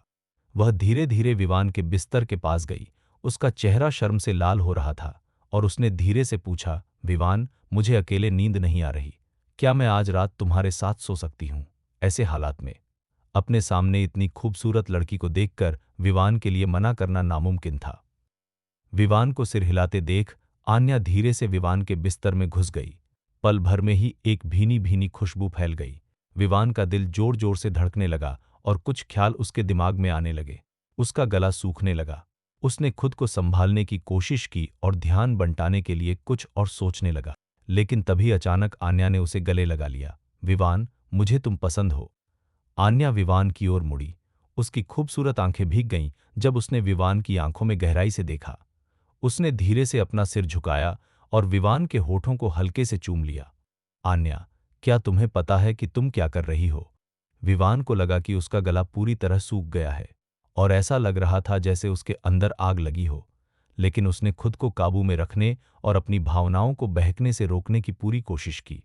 विवान मुझसे प्यार करता है, आन्या ने धीरे से कहा, फिर विवान के होठों को दोबारा चूमा, लेकिन इस बार उसका चुंबन हल्का नहीं था, बल्कि एक गहरा एहसास था। उस पल सारे बंधन टूट गए। विवान पहले से ही आन्या को पसंद करता था और इस तरह उकसाए जाने के बाद वह खुद को रोक नहीं पाया। काफी देर बाद आन्या की सिसकियों के साथ दोनों एक दूजे में खो गए। आन्या की आंखों में खुशी के आंसू थे। उसने प्यार भरी नजरों से विवान को देखा और बहुत ही कोमल आवाज में कहा, विवान, प्लीज मुझे कभी मत छोड़ना, ठीक है? विवान ने सिर हिलाया और आन्या को कसकर गले लगा लिया। सुबह होने लगी। विवान बिस्तर पर लेटा हुआ था और उसकी बाहों में आन्या थी, जो गहरी नींद में सो चुकी थी। उसकी बाहों में आन्या को महसूस करते हुए विवान को बहुत सुकून मिला। आन्या कौन है? इंदौर के रईस लोगों के बीच उसे एक देवी माना जाता था, हजारों लड़कों के सपनों की रानी, लेकिन अब वह उसकी हो गई थी।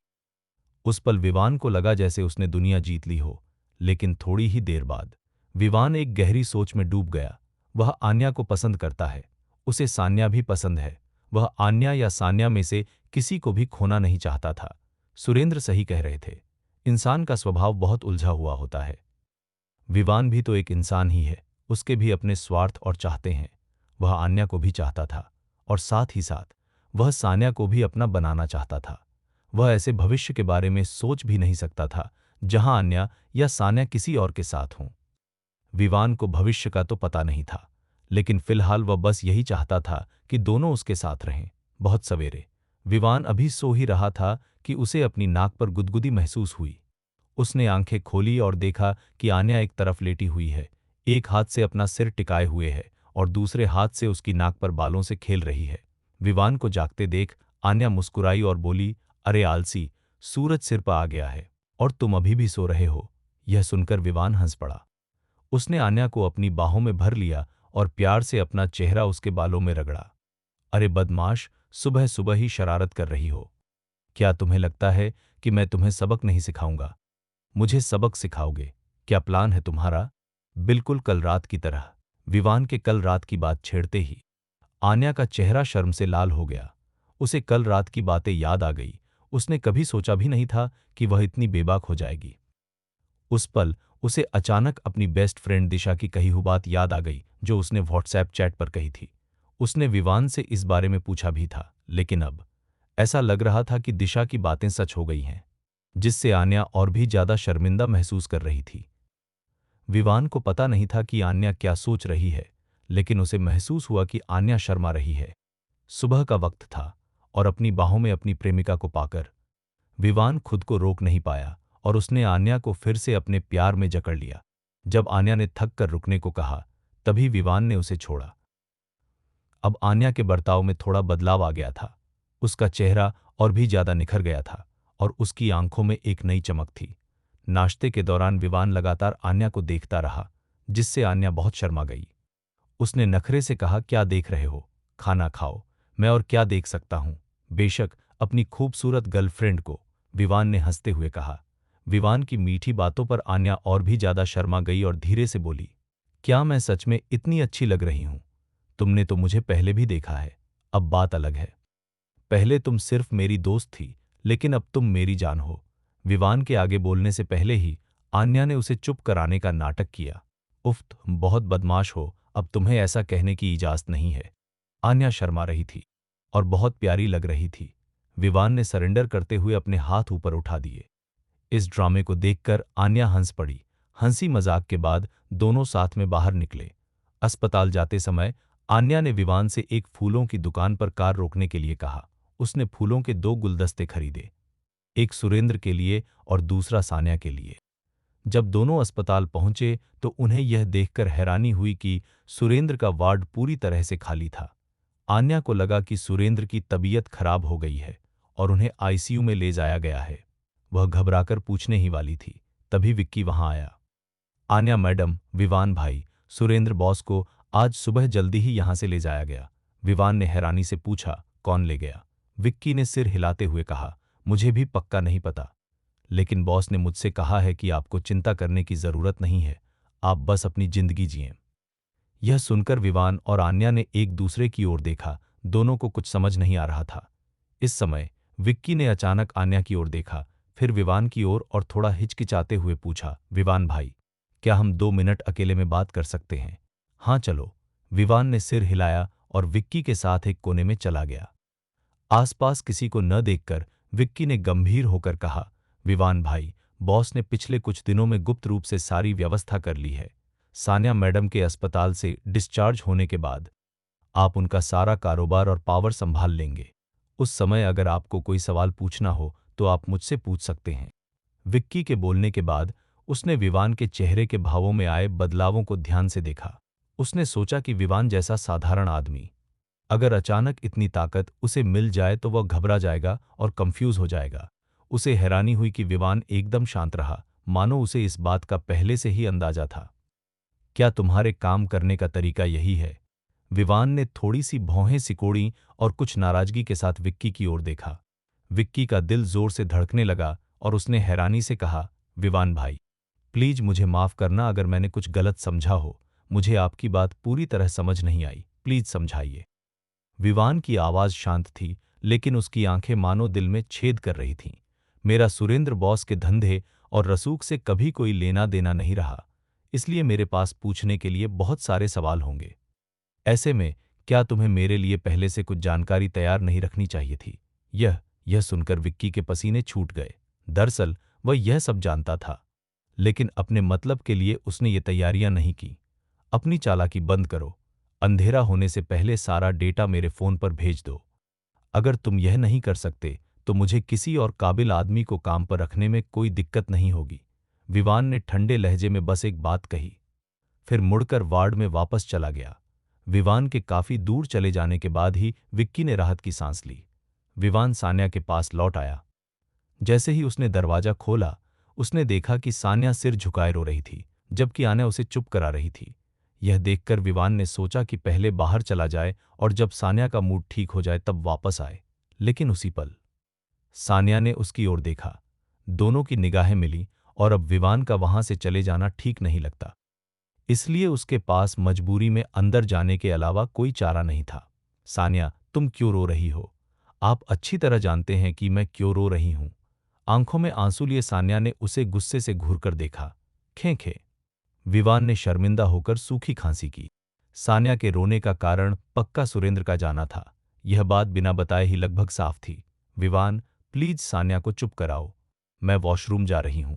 आन्या खड़ी हुई और विवान को इशारा किया कि वह सान्या को मनाए। फिर वह वार्ड से चली गई, जिससे विवान और सान्या को अकेले रहने का मौका मिल गया।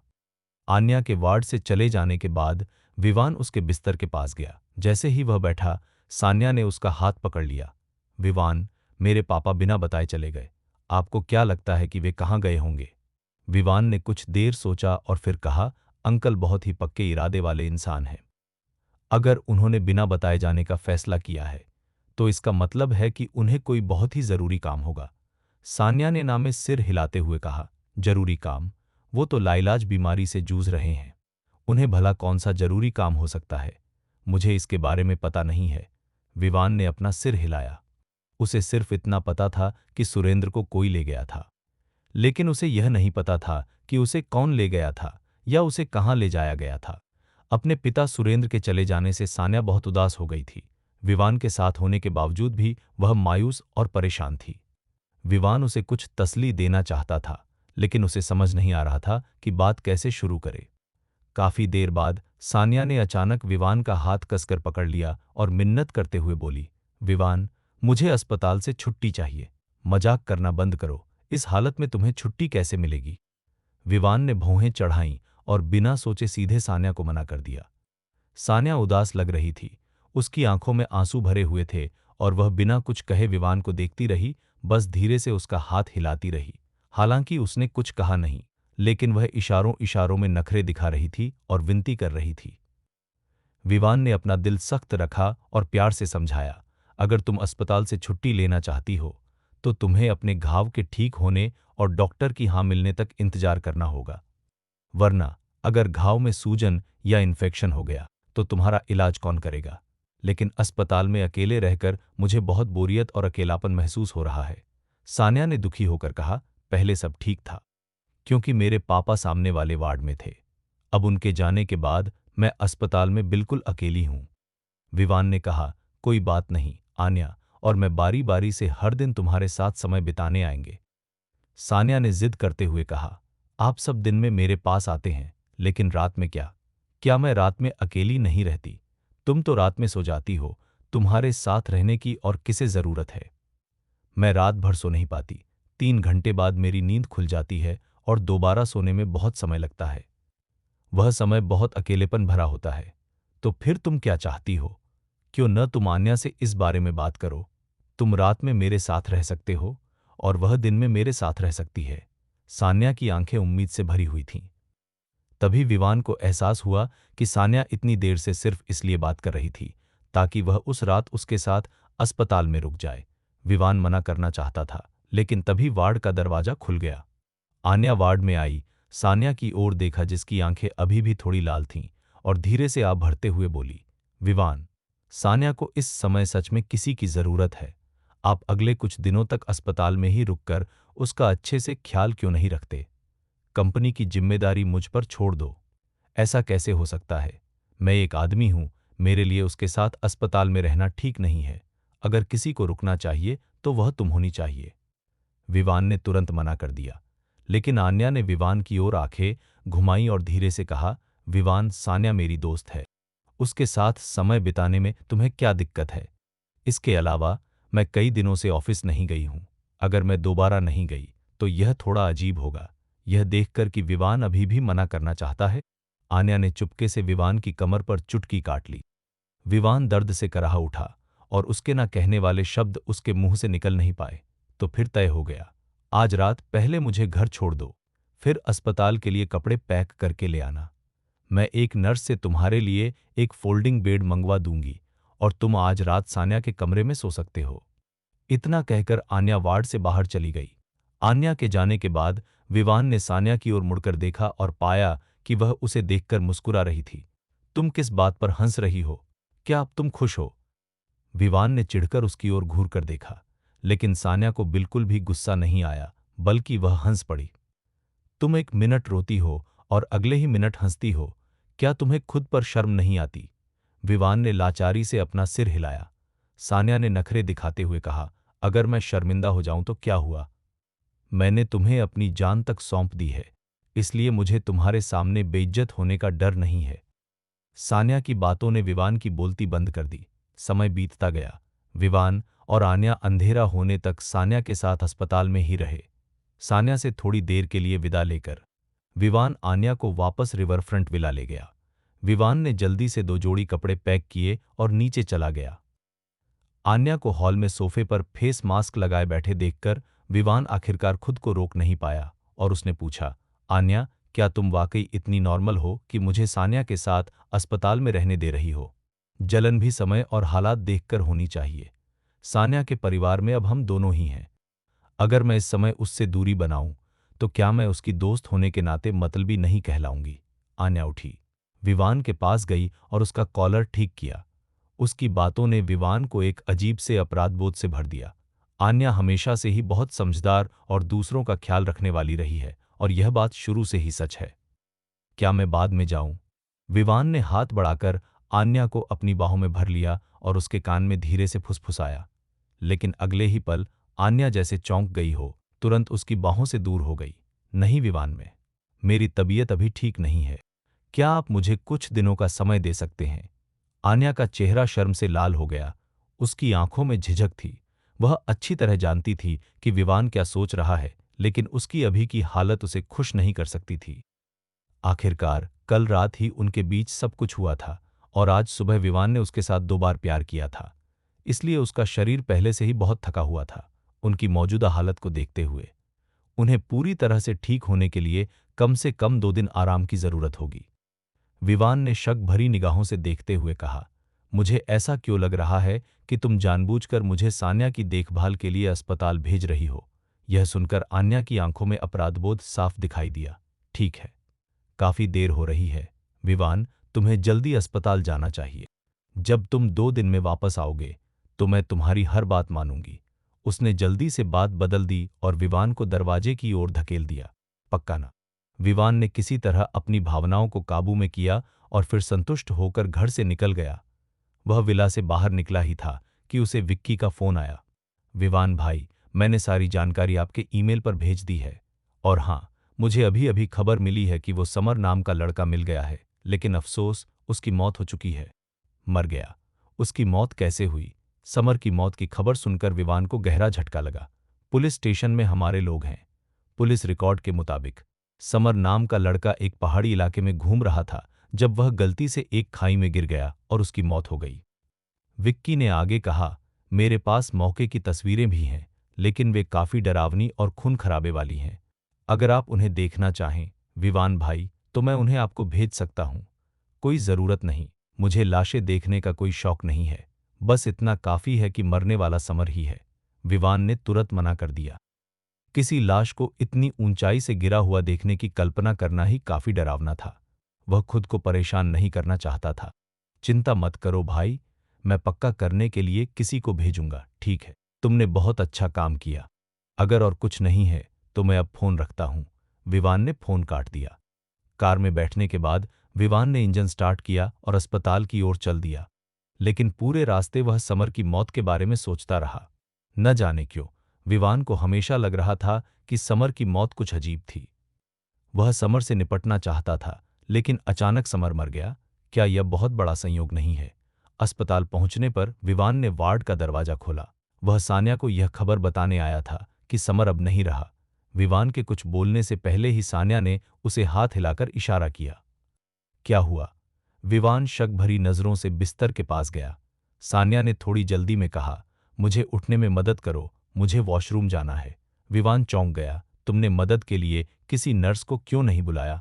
ड्यूटी पर मौजूद नर्स किसी इमरजेंसी की वजह से छुट्टी पर गई है और उसकी जगह दूसरी नर्स अभी तक नहीं आई है। बोलते हुए सान्या ने विवान की ओर अपना हाथ बढ़ाया। बेबस विवान के पास से बिस्तर से उठाने और वॉशरूम ले जाने के अलावा कोई रास्ता नहीं था। काम खत्म होने पर मुझे बुला लेना। सान्या को वॉशरूम तक ले जाने के बाद विवान जल्दी से बाहर निकल गया। कुछ देर बाद सान्या ने उसे आवाज दी। विवान जल्दी से अंदर गया और सान्या को वापस बिस्तर पर लेटने में मदद की।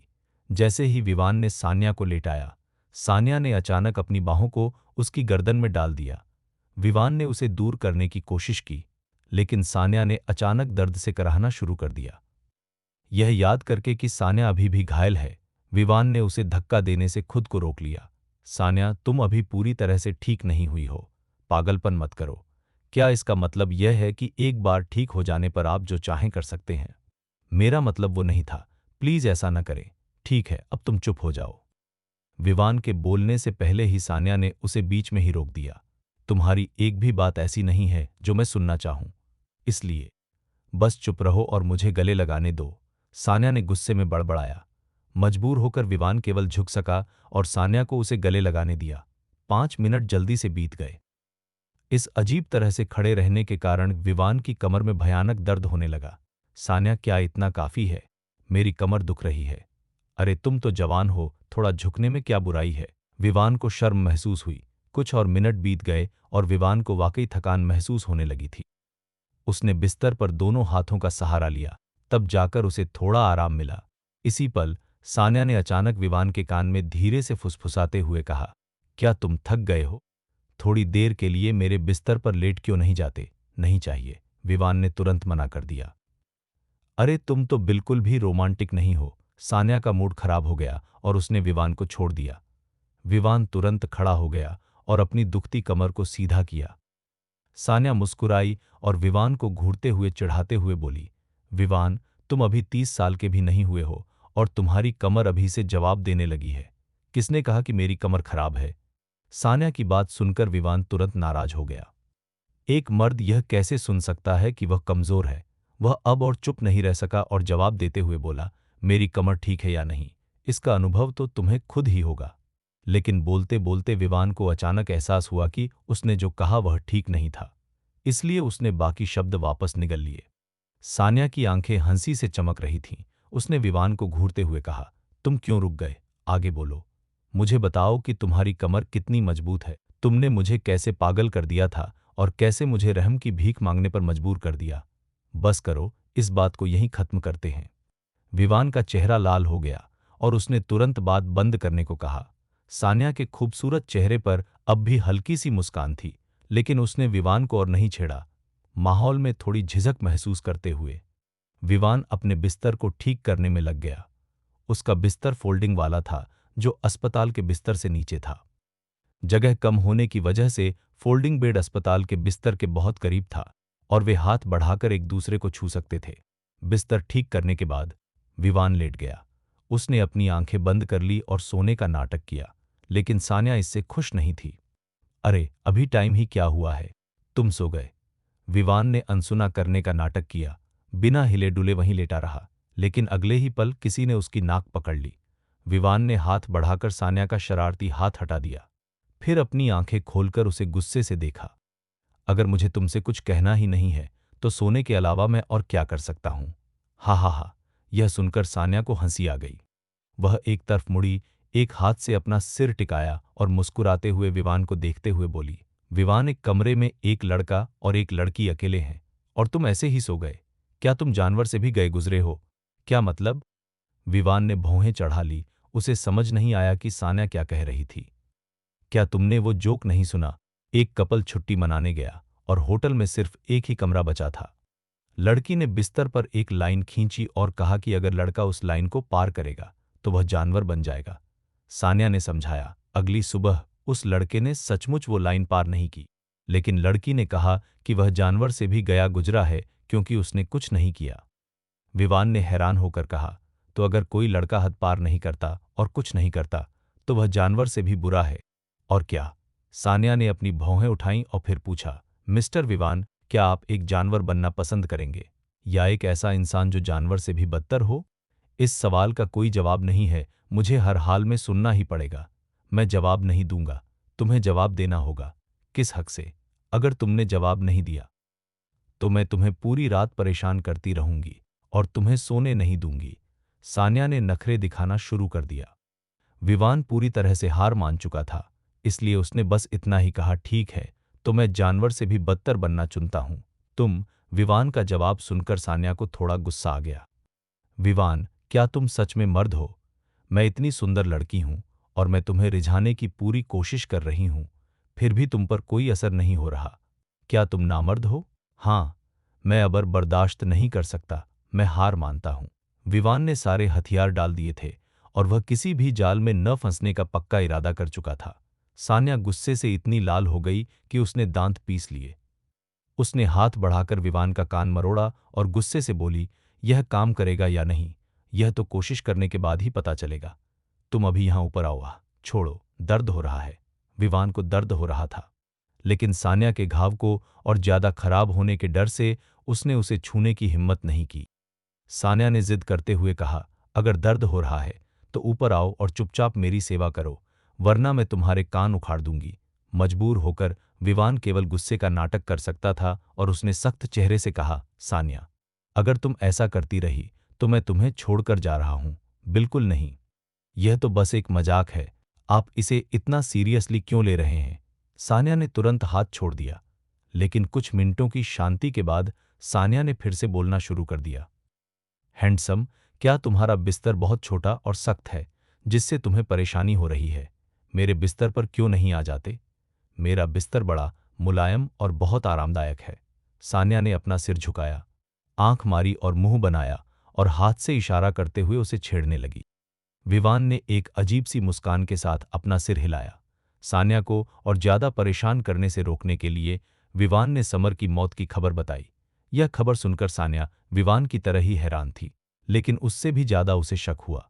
विवान, क्या आपको लगता है कि समर की मौत एक हादसा नहीं थी, बल्कि इसे छिपाने के लिए जानबूझकर किया गया मर्डर था? विवान ने नमे सिर हिलाते हुए कहा, मर्डर करने और गवाहों को चुप कराने का मकसद रखने वाला इकलौता इंसान दिग्विजय है, लेकिन वह पहला व्यक्ति था जिससे मैंने निपटा था। उसके अलावा और कोई नहीं होना चाहिए, है ना? किसने कहा कि अब कोई बचा ही नहीं है? सान्या ने विवान को एक अजीब नजर से देखा। विवान का दिल जोर से धड़कने लगा और उसने पूछा, क्या तुम्हें अन्विता पर शक है? सान्या ने सिर हिलाते हुए कहा, क्या उस पर शक नहीं होना चाहिए? समर उसका पुराना आशिक और फैन है। अगर अन्विता कुछ बोलती है तो मुझे कोई वजह नहीं दिखती कि समर क्यों मना करेगा। हालांकि अन्विता थोड़ी जिद्दी है, लेकिन शायद उसमें इतनी हिम्मत नहीं है ना? विवान को जहां तक याद था, अन्विता भले ही खुदगर्ज और जिद्दी थी, लेकिन मर्डर जैसा जुर्म करने की हिम्मत उसमें नहीं थी।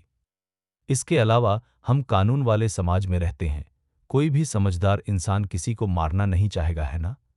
मैं अन्विता को आपसे कहीं ज्यादा समय से जानती हूं और मैं उसके बारे में बहुत कुछ जानती हूं। पहले आपको बताने में मुझे ठीक नहीं लगा, लेकिन अब मुझे लगता है कि आपको कुछ बातें बताना जरूरी है। सान्या ने अन्विता के अतीत के कुछ किस्से बताने से पहले एक पल के लिए सोचा। विवान सन्न रह गया, उसके चेहरे पर यकीन न करने वाले भाव थे।